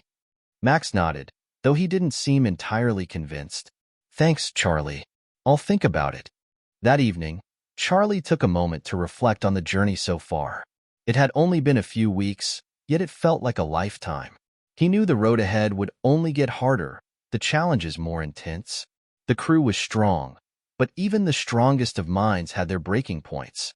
As the spacecraft continued its journey to Mars, Charlie focused on the importance of their mission, not just in terms of the science they would achieve or the advancements in technology, but in the human experience. This journey wasn't just about exploring new frontiers in space. It was about exploring new frontiers within themselves. In the days that followed, there were small victories. Max began to open up to Alex and the team. Emily found solace in her work, the discovery of new microbial life forms in the Martian atmosphere helping to restore her sense of purpose. Ava, the medical officer, took on a new role as the crew's emotional counselor, checking in regularly with each team member to ensure they were holding up. Charlie knew that the hardest challenges lay ahead. There would be more technical malfunctions, more moments of doubt and fear. But the one thing he knew for sure was that the crew was strong enough to face them together. The following week, a small victory arrived. A communication from Earth, one that hadn't been expected so soon, came through with a message from Elon Musk himself. Charlie, Elon's voice crackled through the speaker. I just wanted to say how proud I am of what you and the team are doing. You've taken the first steps for humanity. The future is in your hands. Stay strong and know that we're all with you. Charlie's chest swelled with pride as he listened to Elon's words. The isolation was still there, but in that moment, it felt a little more bearable. They were in this together, and no matter how long the journey was, they would succeed. The days had begun to blur together as the crew of the Mars mission hurtled through the emptiness of space. The silence of the cosmos, once so awe-inspiring, had grown oppressive. Even the advanced technology that surrounded them, the systems that kept them alive and connected to Earth, couldn't fill the void. But there was one thing the crew had learned. They were resilient, and they had each other. As they approached the halfway point of their journey, the real tests were just beginning. Max's emotional state had started to stabilize, but the cracks were still there. His interactions with the rest of the crew were short, and though he no longer kept entirely to himself, he remained distant. Emily, too, had shown signs of strain. She had thrown herself into her research, but there was a weariness in her eyes that couldn't be ignored. Even Captain Alex Turner, the most level-headed of the crew, had begun to show signs of the mental strain. Charlie knew that as the mission progressed, the challenges would only grow more intense. The isolation of space, combined with the pressure of the mission itself, was beginning to erode their resolve. But it wasn't just the psychological pressure. Space, with its vast emptiness, was indifferent to human emotions. It didn't care if they were tired or scared, if they missed their families or longed for the Earth they had left behind. Space demanded resilience, and the crew, whether they were ready or not, had to rise to meet that demand. One afternoon, just as the crew was beginning to adjust to their routines, a new complication arose. A malfunction in the spacecraft's communications system caused a disruption in the transmission between the crew and mission control. At first, it was minor, a delay in the signal, but soon it became clear that something more serious was at play. The transmission from Earth had become patchy, and the regular updates from SpaceX were suddenly interrupted. For hours, the crew was left without communication, and for the first time, they were completely cut off from the world they had left behind. Charlie, we've got a problem, Alex said, his voice tight over the comms. We can't seem to get a stable signal. The comm system is down. Can you get a fix on the issue? Charlie asked, his mind already racing through possible solutions. We're trying, Alex replied, but right now, it looks like a hardware failure in one of the primary communication relays. If we don't get it fixed, we won't be able to maintain contact with Earth. Charlie's heart sank. The distance between them and Earth was already overwhelming, but now, with the communications link severed, it felt even more isolating. I'll get on it, Charlie said. Work with Max and the tech team to diagnose the problem. I'll stay in contact. The spacecraft's communication system was incredibly advanced, but like all technology, it had its weaknesses. Charlie worked closely with Max and the rest of the crew to troubleshoot the issue. The relays, which had been built to withstand the harsh conditions of space, had been struck by a series of small but significant electrical surges that caused a failure in the primary transmission system. "It's going to be a tight fix," Max said, examining the malfunctioning equipment. "We're going to have to bypass some circuits and reroute the backup systems. It's risky, but it's our best shot." Charlie nodded. "Do whatever you need to do. We can't afford to stay in the dark." As Max and the team worked tirelessly to repair the communications system, Charlie stayed in close contact, helping coordinate their efforts from the command center. Every minute that passed without communication felt like an eternity.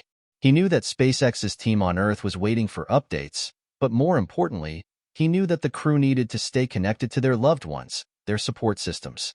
That was what kept them grounded, even in the vast emptiness of space. After hours of hard work and troubleshooting, Max finally came through with a breakthrough. "Charlie, we've got a signal. It's weak, but it's stable." Relief washed over Charlie like a wave. "Great job, Max. Let's patch it through to Earth."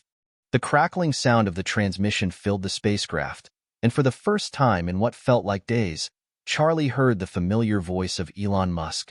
"Charlie, I'm glad to hear from you." Elon's voice came through, clear and reassuring. "What's the status on the comms? Everything okay?" Charlie sighed, allowing himself a moment of relief. "We're good now, Elon. Max and the team fixed the issue, but we were cut off for a while there. It felt like forever." "I can only imagine," Elon replied, his voice serious but calm. "You're doing incredible work out there. Don't let this setback shake your resolve. This mission is bigger than any one failure or challenge. You're on the verge of making history." "I know," Charlie said, his voice steady. "We're all in this together. We've made it this far, and we're going to keep pushing forward." Even with the communications issue resolved, the atmosphere in the spacecraft remained tense. The crew had regained their connection to Earth, but the brief period of silence had shaken them. It was a reminder of how fragile their position was, how tenuous the link between them and the world they knew. As the days passed, the crew continued to adjust to their new reality. The strain of the journey, the isolation, and the technical challenges were all beginning to wear on them. But there was something else at play as well, a quiet sense of purpose that had started to take root in the crew. They weren't just astronauts. They weren't just engineers or scientists. They were pioneers. And no matter how difficult the road ahead might be, they knew they were changing the future of humanity. Charlie stood at the observation window late one night, staring out at the infinite void of space. The stars twinkled, distant and cold, as if mocking him. Yet in the face of that vast, indifferent expanse, he found a strange sense of peace. He thought about the crew, about Max, Emily, Alex, and the others. They were each facing their own personal battles. Max had begun to open up more, acknowledging his fears and vulnerabilities. Emily had thrown herself into her research, but there were moments when she allowed herself to rest, to recharge. Alex was still the rock of the crew, holding them together with his quiet leadership. And then there was Charlie. He had always been the one to take charge, to hold everything together.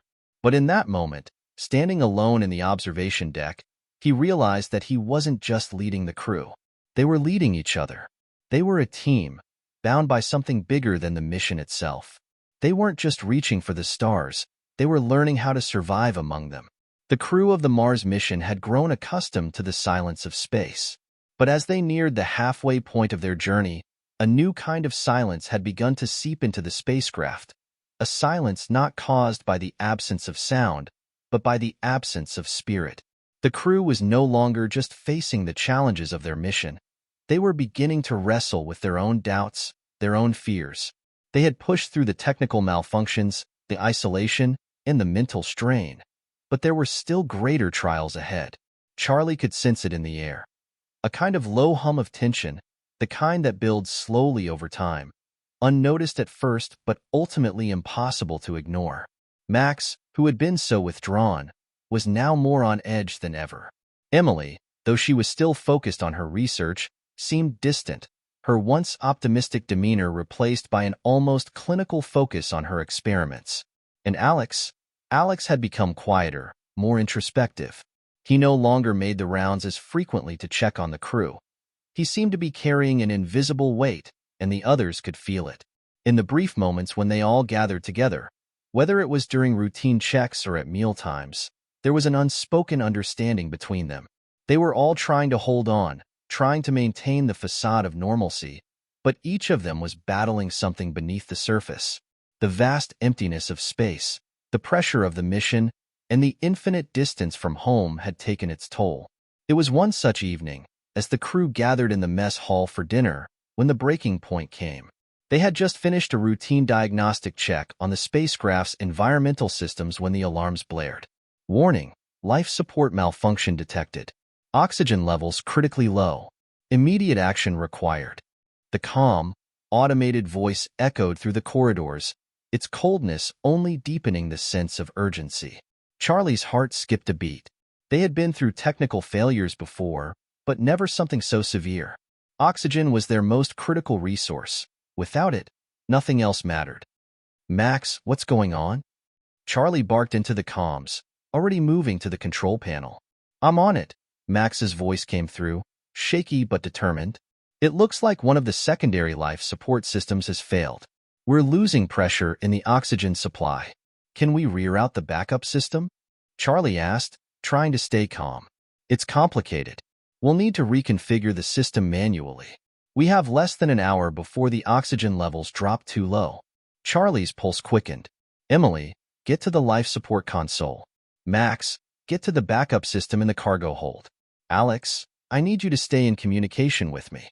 Let's move, people." In the control room, Charlie watched as the team worked furiously to fix the issue. Emily was at the life support console, fingers flying across the interface as she navigated through complex systems. Max was in the cargo hold, his voice occasionally coming through the comms, explaining the steps he was taking to manually reroute the oxygen flow. "We've got 20 minutes, Emily's voice came through, tense and urgent. "The backup is not responding the way it should. We're going to need to override the primary system and force it into manual mode." Charlie nodded grimly. "Do it." Max's voice crackled over the comms. "We're in position. I've got the backup system open, but we're dealing with some faulty connections here. It's going to be tight." "Just get it done," Charlie said, his voice sharper than he intended. The last thing they needed now was hesitation. The next few minutes felt like hours. Time seemed to stretch, the seconds dragging on with excruciating slowness. Every breath felt like it took longer, and the silence between the crew members was filled with the hum of machines and the occasional crackle of the comms. Charlie could hear the urgency in Max's voice, the sweat on his brow, and he knew that every second counted. Just when it seemed like they were going to make it, when the backup systems were beginning to stabilize, the unthinkable happened. "Warning: oxygen levels critically low. Immediate action required." The message repeated over the intercom, and Charlie's stomach dropped. The systems weren't responding. "Max!" Charlie shouted into the comms. "What's happening? Where's the backup?" There was a pause. Max's voice came back, weak and strained. "The backup system's not holding. The wiring's fried. It's not going to work. Warning: oxygen levels at 30%. Charlie's mind raced. 30% left. They had minutes before the air became toxic. "Emily, reroute everything. Every last ounce of oxygen into the command module. We don't have time for anything else." "Charlie," Emily's voice trembled through the comms. "It's not enough. We won't have enough to get through." For a brief moment, everything stopped. The reality of the situation slammed into Charlie with the force of a physical blow. They were out of time. Charlie's mind flashed through every scenario, every possibility. He could feel the pressure of the crew's lives on his shoulders. There was no way to sugarcoat it. The only way they could survive this was by sacrificing something else. They would have to shut down all non-essential systems, conserve every bit of energy, and pray that they could stabilize the oxygen levels long enough to make a manual fix. "Okay," Charlie said, his voice low but steady. "Here's what we're going to do. Max, get back to the control room. We're going to reroute the power, shut down the non-essentials, and focus everything on life support. Emily, take over manual control of the primary system. Alex, I need you to make sure the crew stays calm. We're not out of the woods yet, but we're going to fight for this." The next few minutes were a blur of activity, as each crew member worked with laser focus, pushing through the mental fog, driven by the knowledge that the alternative was unimaginable. As the final adjustments were made and the systems began to stabilize, the oxygen levels slowly inched back up. It wasn't much, but it was enough to buy them time. Oxygen levels at 75%. Stabilization in progress. The voice was a lifeline. It was enough. Charlie collapsed into the nearest chair, feeling his muscles tense and relax in turn. They had made it. For now. As the crew took a collective breath, literally, Charlie allowed himself a moment of quiet relief.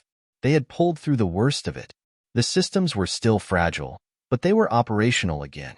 And they were alive. Max was the first to speak. "We're not out of the woods, but we did it." Emily nodded, but her eyes were distant. "I don't know if I can keep going like this," she said softly. "I'm scared, Charlie. Scared that we're just one failure away from—" Charlie shook his head. "We're not one failure away from anything. We're a team, and we're going to make it to Mars." Alex, who had been unusually silent throughout the crisis, finally spoke up. "Charlie's right. We're not just a team. We're the future of humanity.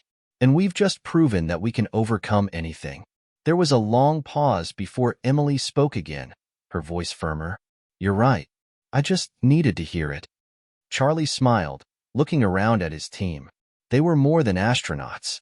They were the pioneers who would change history. And no matter how difficult the journey ahead, he knew they would continue to push forward. The tension that had gripped the crew in the aftermath of the life support crisis had not fully lifted.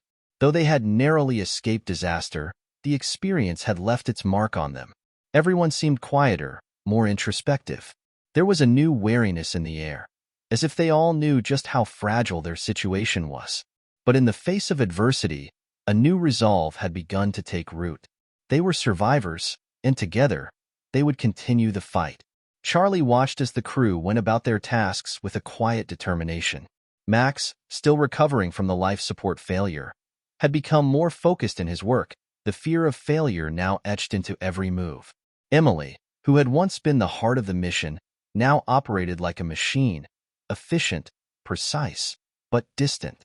She was still carrying the weight of her earlier fears, but she refused to show it. Alex, the calm and steady captain, had kept the crew together during the crisis, but Charlie could see the toll it had taken on him. Even leaders have their breaking points. But despite all of it, they were moving forward. The reality was clear. They were halfway to Mars, and each new day brought a new challenge. Yet, even in the midst of the shadows that loomed over them, there was something else, a flicker of light that had begun to emerge. It was Max who first stumbled upon it. "Charlie," Max's voice crackled over the comms as he called Charlie into the tech bay. "You're going to want to see this." Charlie walked into the small, cramped space, where Max had been working tirelessly on the spacecraft systems since the life support crisis.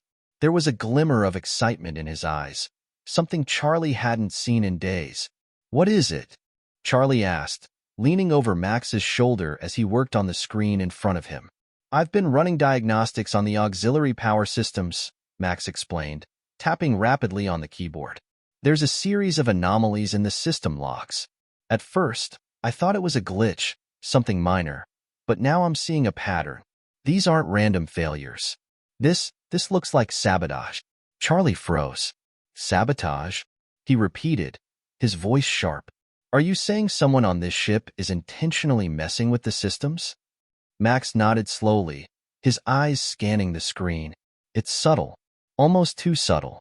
But when I cross-reference it with the timestamps, it lines up perfectly with the failures we've been having. The life support failure? The power outages? It's all connected. Someone's been tampering with the systems." Charlie's heart sank. If true, this changed everything. Who would do this? And why? Max's eyes flickered with uncertainty. "That's what I don't understand yet. But we need to figure it out fast. If this is sabotage, it means we've got a bigger problem than just the mission. We've got a traitor on board."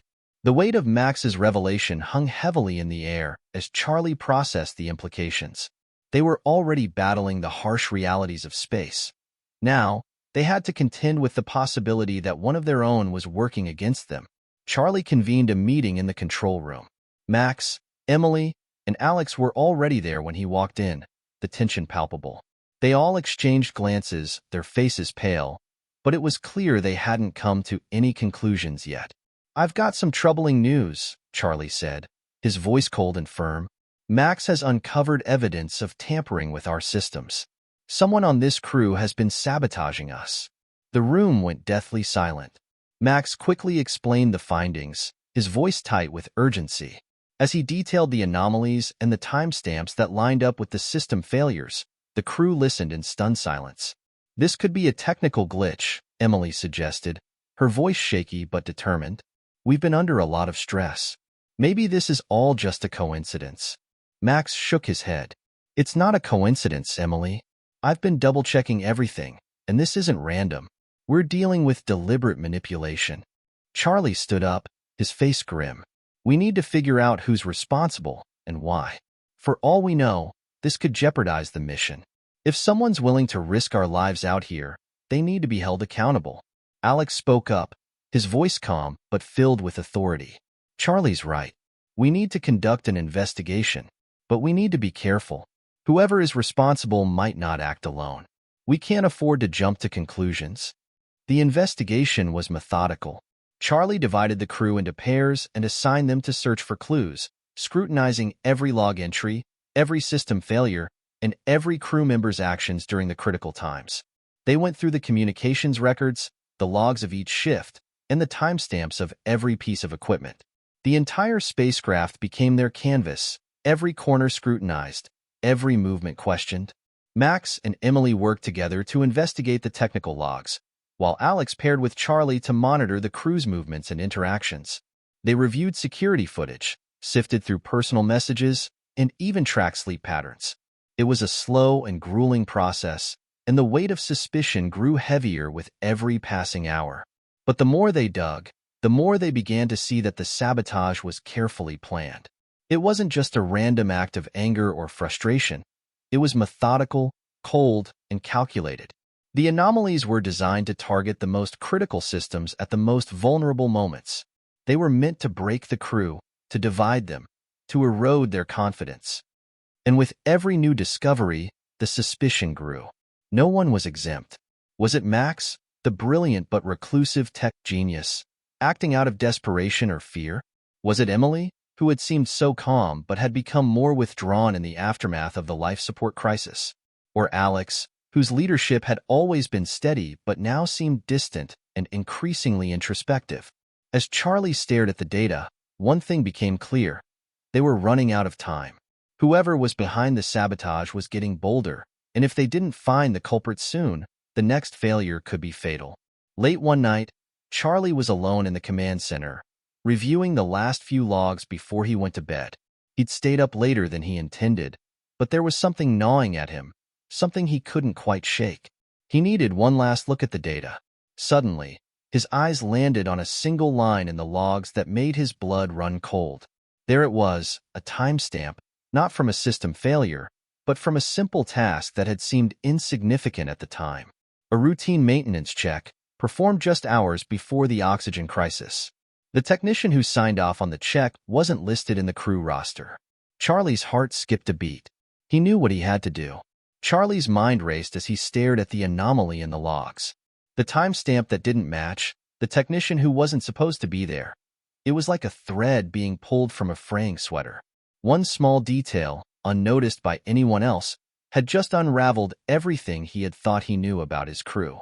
His eyes narrowed on the name of the technician, J. Richardson. There was no such name on the crew roster. This was no simple oversight. It was a deliberate insertion. Someone had disguised their actions behind a false identity. But the question remained, why? Charlie didn't waste another second. He needed answers, and fast. The command center was eerily quiet, save for the soft hum of the spacecraft systems. Charlie immediately contacted Alex, telling him to meet in the control room. They needed to confront this head-on. Alex arrived a few minutes later, his face drawn with the weight of the ongoing crisis. The investigation had been hard on everyone, and now this, a traitor in their midst, was the final blow. "What's going on, Charlie?"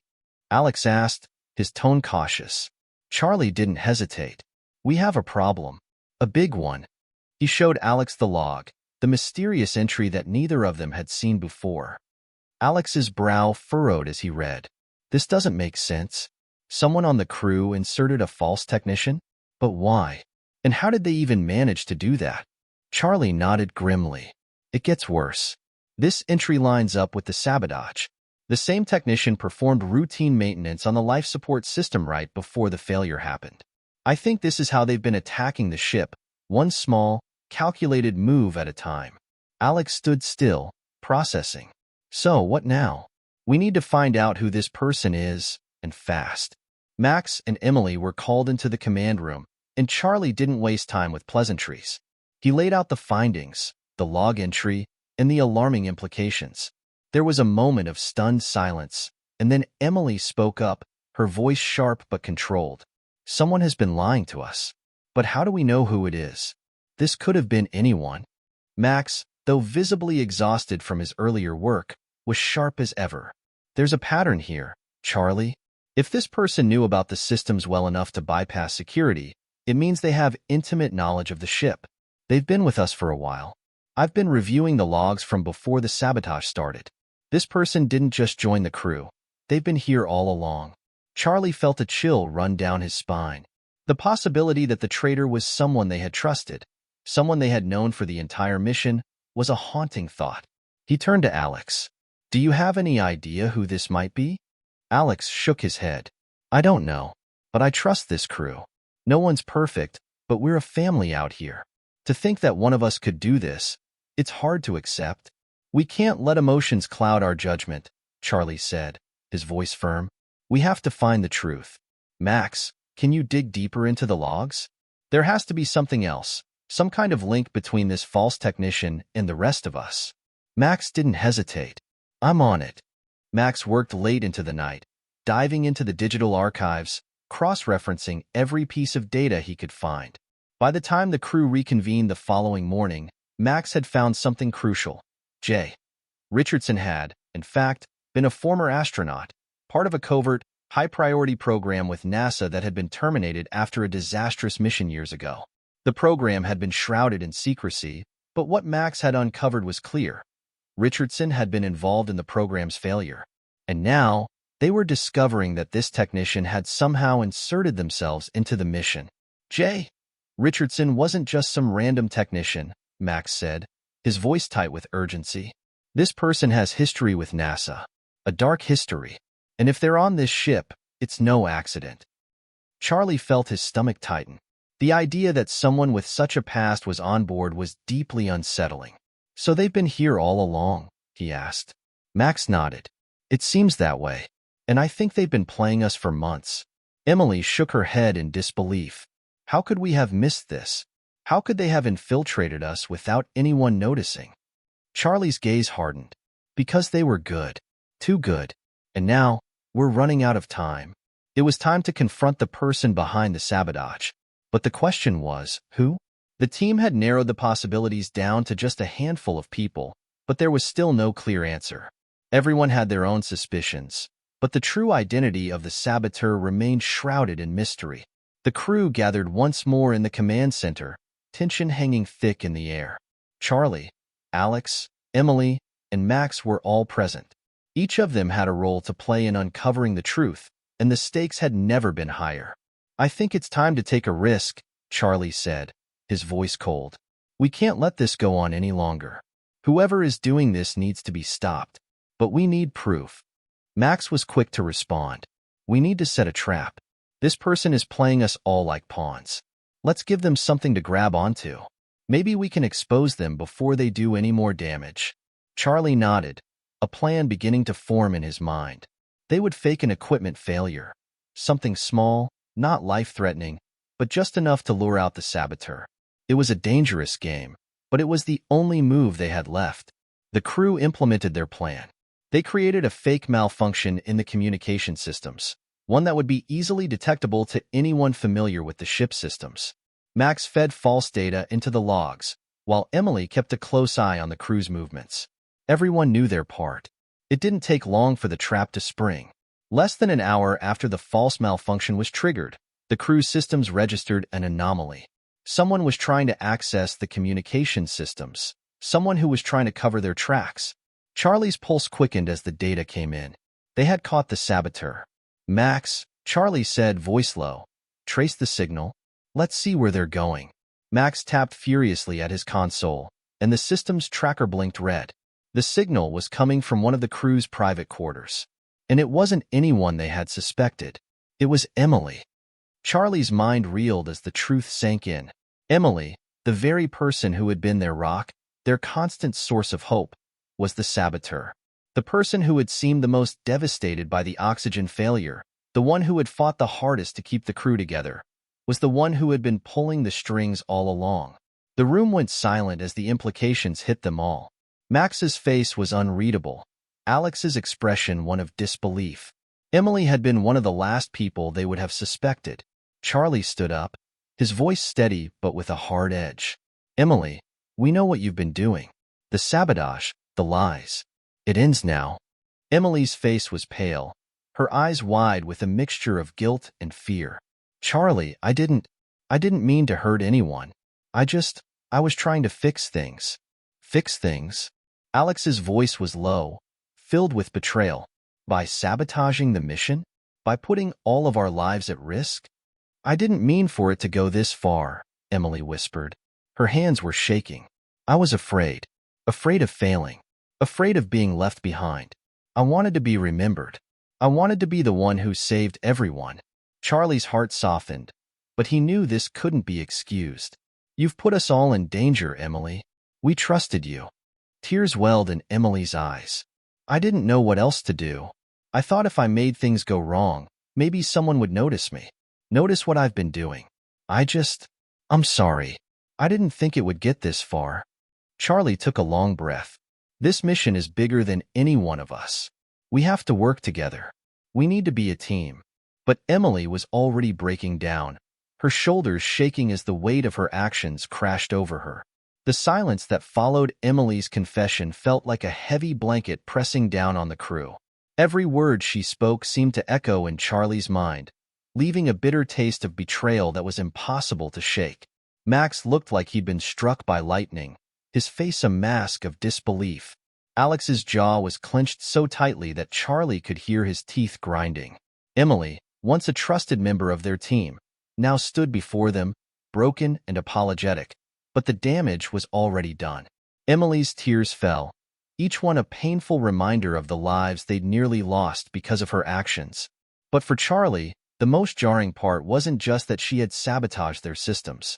It was that she had been so close to the team. She had been one of the first to volunteer for this mission, a woman with a bright future in aerospace engineering, someone who had earned the crew's trust. Yet now, standing in front of them, she seemed like a stranger. Charlie's voice broke the heavy silence. We need to talk. All of us. Now. Alex stepped forward, his expression hardening with each passing second. You need to understand something, Emily.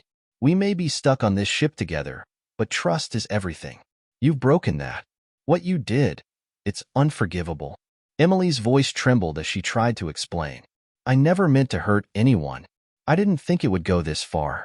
I was scared. I thought I had to make myself matter. I thought if I made things go wrong, someone would see me.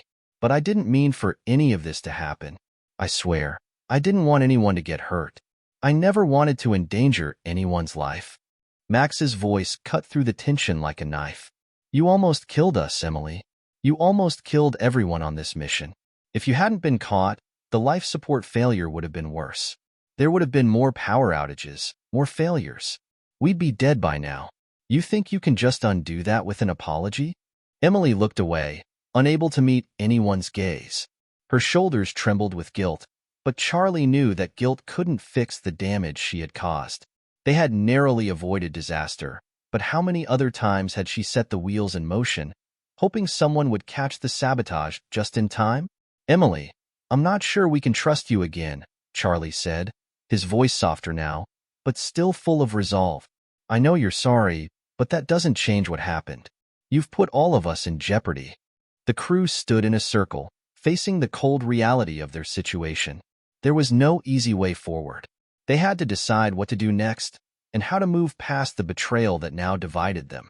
Alex spoke first. We need to lock down the ship. No more access to critical systems for Emily.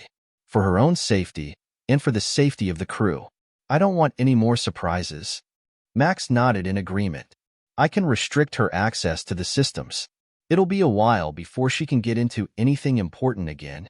Emily's face crumpled at the harshness of the decision, but she didn't argue.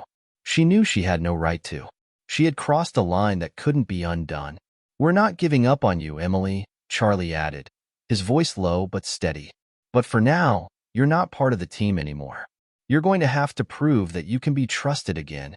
Tears welled in Emily's eyes, and for a moment, she looked like the person they had all known. I'll prove it. I swear I will. Just don't let this be the end. As Emily was escorted to the quarters where she would remain under observation, Charlie, Alex, and Max began to formulate a new plan. The sabotage had revealed a terrifying truth. They weren't just fighting the dangers of space. They were fighting against a force they had never expected, someone within their own ranks whose motivations were now clear: desperation and fear. But Charlie couldn't afford to let his anger dictate his actions. Despite the betrayal, they still had a mission to complete. They were halfway to Mars, and time was running out. We need to finish this mission, Charlie said, his voice resolute. We can't afford to waste any more time. But we have to work even harder now. We have to be smarter, more careful. Every decision we make counts. Max agreed. We'll need to do more system checks. I'll keep a closer eye on everything. No more surprises. We also need to make sure no one else is tempted to pull a stunt like Emily did, Alex added. Everyone needs to be more transparent about what they're doing. No more secrets. Charlie nodded. Let's keep our heads down. Keep moving forward. We can't afford to let this break us. As the crew resumed their tasks, Charlie returned to his post, overseeing the operational systems. Max, however, remained in the tech bay, working through the new diagnostics on the spacecraft. A few hours passed before he called Charlie back to the tech bay with an urgent tone in his voice. Charlie, you need to see this, Max said, his face pale and intense. I've been looking into the system logs again. I thought I was thorough the first time, but there's more. Charlie felt a familiar chill as he approached the console. What's going on? Max gestured to the screen, where a new set of logs appeared, ones that Max had only just discovered. There's a second set of anomalies. It's not sabotage, but it's still connected. Someone else is trying to manipulate the system through communications. This isn't Emily. It's someone else. Charlie's mind raced. Someone else? You're telling me we've got another problem on our hands? Max nodded, his expression grim. We've been so focused on Emily, we missed this. It looks like someone's been sending out hidden signals through the communications array. It's not much, but it's enough to cause a serious issue if we don't catch it in time.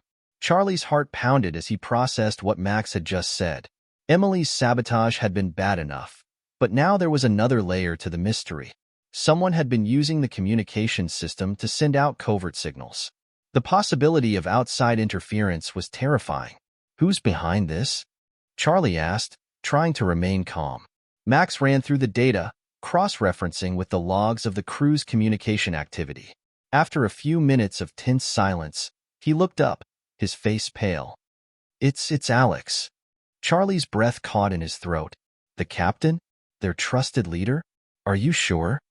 Charlie asked, struggling to believe it. Max nodded. I cross-checked. The logs match. It's him. He's been sending out signals, encrypted ones, to an external source. Charlie's mind spun. The captain, the one person who had held them all together, the one person they had all relied on, was now revealed as a potential traitor. The weight of it felt suffocating.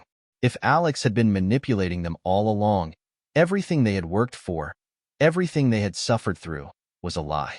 I don't believe it, Charlie muttered, his fists clenching. There has to be another explanation.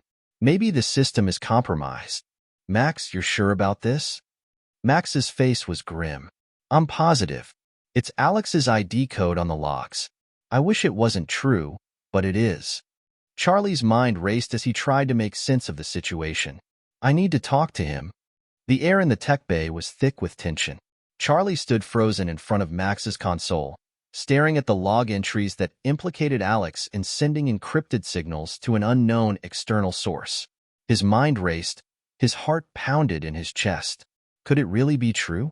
Could the one person they trusted to lead them to Mars, the person who had held the crew together through thick and thin, be the one betraying them all? Max, who had always been the most composed among them, was visibly shaken. His hands trembled slightly as he pointed to the screen, showing the cryptic messages that Alex had been transmitting. I don't know how to explain this, Max said quietly, but the data doesn't lie. These signals, they've been going out regularly. And they're not just random. They're highly coded. Whoever Alex is sending them to, they're getting very specific information. Charlie's throat tightened. He turned to face Max, trying to stay focused, trying to suppress the growing panic in his chest. This doesn't make sense. Alex is the one who kept us together. He's the one who got us this far. He's the one who trusted me to lead this mission, Charlie said. More to himself than to Max, why would he do this? Max was silent for a moment, his eyes scanning the logs again. I don't know, but it seems like the more I look, the clearer it becomes. These signals were sent at very specific moments, during power fluctuations, during system checks, when people were busy with other tasks. It's almost like he was trying to cover his tracks. Charlie's mind flashed back to the moments when the crew had been at their lowest. The equipment malfunctions, the unexplained failures that almost led to disaster. Could those have been deliberate? Were Alex's actions part of a larger scheme to sabotage the mission from within? I have to confront him, Charlie said, his voice steady but filled with determination. This has to end now. Charlie found Alex in the command center, hunched over the main console, staring at the ship systems. He hadn't noticed Charlie's approach, and for a brief moment, Charlie allowed himself to study his captain's back. Alex looked every bit the part of a leader, calm, composed, authoritative. But in that moment, Charlie couldn't shake the feeling that there was something darker beneath the surface. He cleared his throat, and Alex turned around, his face lighting up with a friendly smile when he saw Charlie. Charlie, good to see you. What's going on? Alex's tone was calm, too calm. Charlie knew he had to get to the point. There's something we need to talk about, Alex, Charlie said, keeping his voice even. Something important. Alex raised an eyebrow. What's going on? Charlie took a deep breath. Max found something. Something in the communication logs. You've been sending encrypted signals, messages, to an external source. For the first time in the conversation, Alex's smile faltered. His eyes narrowed slightly, but his voice remained steady. I don't know what you're talking about, Charlie. What messages? I haven't sent anything. Charlie stepped closer to the console, his hand hovering over the screen. Max traced the signals back to you. We know it's you, Alex. Why? Alex's jaw tightened, but he didn't immediately respond. Instead, he stood up, turning to face Charlie, his gaze intense but not defensive. I didn't want it to come to this, Alex said quietly. But you need to understand, Charlie. I had no choice. Charlie's stomach churned. What are you talking about? Alex sighed, running a hand through his hair. I didn't start this mission with the intention of betraying the crew. I swear, I didn't. But I've been contacted. By people from Earth. High-ranking people. They gave me orders. They said they needed certain information, and they told me if I didn't send it, they'd make sure this mission never even happened. Charlie's mind spun as he tried to process what Alex was saying. Orders from Earth? You're telling me you've been working with them all along? You've been undermining the mission? Putting all of us at risk? Alex looked away, guilt flashing across his face. No, not exactly. They didn't ask me to sabotage anything. They just needed information about our progress, about the ship systems. They wanted to know what was working, what wasn't. It wasn't personal. I was just trying to help the mission succeed. But why keep it a secret? Charlie pressed, his frustration boiling over. Why not tell us? Why not come clean? I couldn't, Alex said, his voice growing more desperate. If I told you the truth, they'd have pulled us back, shut us down. You don't understand. I did it to keep us moving forward, to make sure we didn't get pulled out of the program, to make sure that this mission succeeded, no matter what. Charlie's eyes narrowed. So, you were willing to risk everything, our lives, the success of the mission, just to keep this all under wraps? Alex nodded slowly, guilt written all over his face. I didn't want to do this. I thought I was doing the right thing, but I was wrong. I see that now. I didn't realize how much I was compromising. Charlie stood in silence, his thoughts swirling. Alex wasn't an outright traitor. He hadn't sabotaged the mission intentionally, but his secrecy had put them in grave danger. If the people from Earth found out about the sabotage, the mission would have been ended immediately. They wouldn't have stood a chance. And yet, Alex's actions, his willingness to work behind the crew's back, had nearly destroyed everything they had worked for. Charlie felt the weight of the decision bearing down on him. The trust they had built as a team was shattered. Emily's betrayal had already broken them, and now Alex's secret dealings with Earth had thrown them into even deeper turmoil. What happens now? Charlie asked quietly, his voice heavy with the burden of the choices ahead. Alex lowered his gaze, unable to meet Charlie's eyes. I understand if you can't trust me anymore, but I'll do whatever it takes to fix this. If you want me off the mission, I'll go. If you want me to stay and prove I'm still on your side, I'll do that too. I'll help you with whatever you need. Charlie felt the intensity of the moment, the crushing weight of responsibility. He knew that the mission could still succeed. They could still make it to Mars. But it was no longer about the destination. It was about what kind of crew they wanted to be, what kind of people they wanted to be. He took a long breath. We don't have time to dwell on what's been done. We need to focus on moving forward. You're still the captain, Alex. But this is your last chance. No more secrets. No more games. We're a team now, and that means full transparency. Can I count on you? Alex nodded solemnly. You have my word. Charlie left the command center feeling the weight of his decision. Could he really trust Alex again? Could he trust any of them? The truth was, trust was something that had to be earned, and they all had a long way to go before they could fully rebuild it. But one thing was certain, they couldn't afford to fail now. They still had a mission to complete. Mars was just ahead, and there was no room for mistakes. Not anymore. The weight of the last few days hung heavy on the crew. What had started as a simple mission to Mars had become a labyrinth of lies, betrayals, and shattered trust. First Emily, then Alex. Both had tested the limits of the crew's loyalty, and each time, Charlie found himself struggling to hold the team together. But in the silence of the ship, with Mars looming ever closer on the horizon, there was no more time for division. Charlie knew that the mission, their survival, depended on what they chose to do next. The next morning, the crew gathered in the main briefing room, an unspoken tension filling the air. Alex had been given a second chance, but that didn't mean all was forgiven. Emily had been isolated, under close observation, and the others were still processing the truth about her betrayal. The crew had always prided itself on being a family, but now, that bond was fragile, strained to its breaking point. Charlie stood at the head of the table, his eyes scanning the faces of his crew. Max, his best friend and the mission's tech genius. Alex, still trying to redeem himself after his secret dealings with Earth, and Emily, who had been quieter than usual, reflecting on her own mistakes. All right, Charlie said, his voice steady but low. We've been through a lot. Some of us more than others. But we're still here. We're still breathing, and that means we still have a shot at getting this right. Max was the first to speak. Charlie's right. We're halfway to Mars, and we can't afford to waste any more time or energy on the past. We're here to make history, not destroy each other. Alex looked at the table, his voice barely a whisper. I know I've lost your trust, and I don't expect that to change overnight. But I'm here now, and I'm going to prove I can still lead this crew. I'll do whatever it takes to help us finish this mission. Emily, who had been silent for the last few minutes, finally spoke up. And I'll do everything I can to make things right. I know what I did was unforgivable, but I've learned my lesson. I'm sorry. I'll never sabotage this mission again. I promise.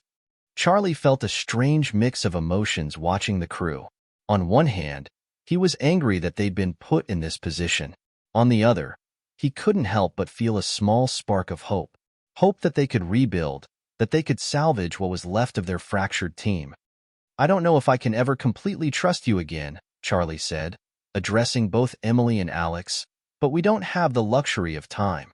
We need to make it to Mars, and we need to do it together. No more secrets. No more lies. We're all in this until the end." Max nodded in agreement. "We're one crew. No matter what happens, we stick together. We get to Mars, and then we figure it out. The rest, it's just noise." Alex looked up, his expression a mixture of guilt and determination.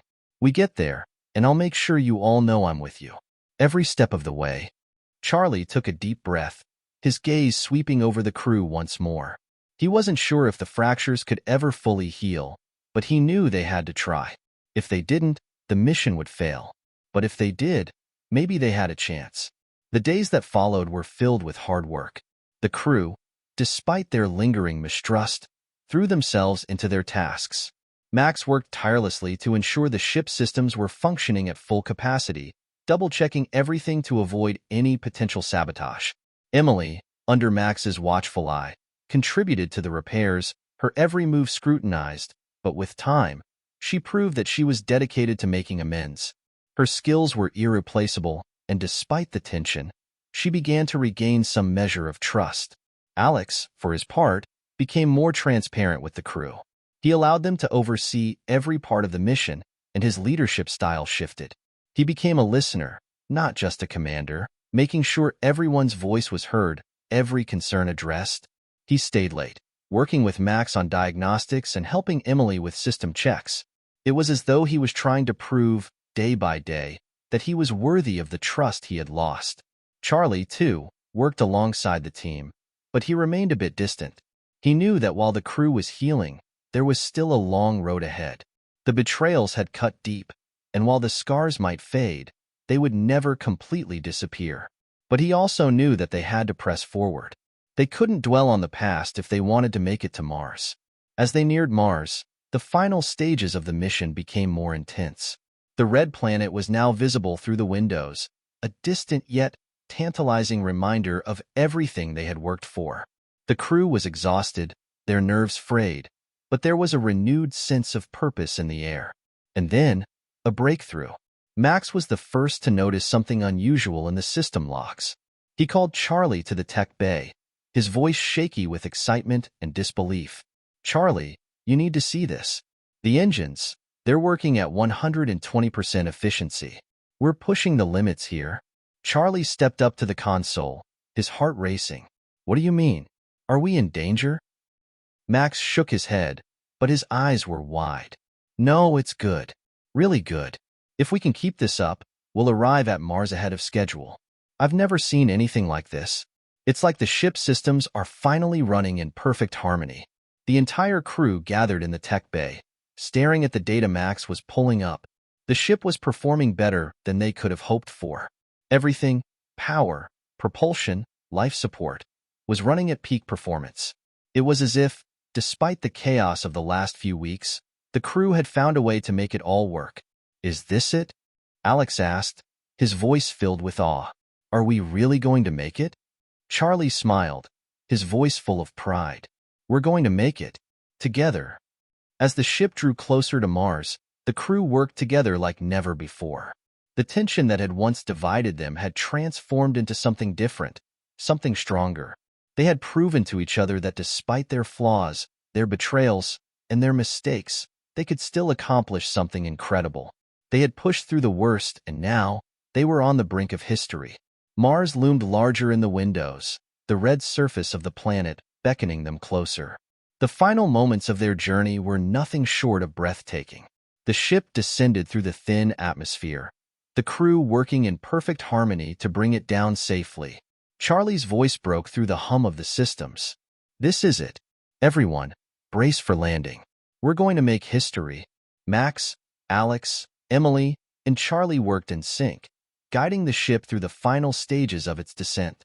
The tension was palpable, but for the first time in a long time, there was no fear, only the undeniable certainty that they had earned this moment. The ship touched down on the surface of Mars, and the crew erupted in cheers. They had done it. They had made it to Mars, against all odds, despite everything that had tried to tear them apart. As Charlie looked out the window, staring at the barren, red landscape of Mars, he knew one thing for sure. They had survived. They had survived not just the mission, but each other. And no matter what the future held, that was something they would always carry with them. The world would soon know their names: Charlie, Max, Alex, and Emily, the crew that made it to Mars. But for them, the journey wasn't just about the destination. It was about the struggle, the growth, and the redemption they had found along the way. They were no longer just a crew. They were a family. And as they stepped onto the Martian soil for the first time, their footsteps leaving the first human prints on a foreign world, they knew they had proven something to themselves. They had faced betrayal, doubt, and failure. But in the end, they had found a way forward. Together, hit subscribe and leave a comment with where you're watching from. This story might just spark a new beginning. What's one thing that always pushes you forward, even when things get tough?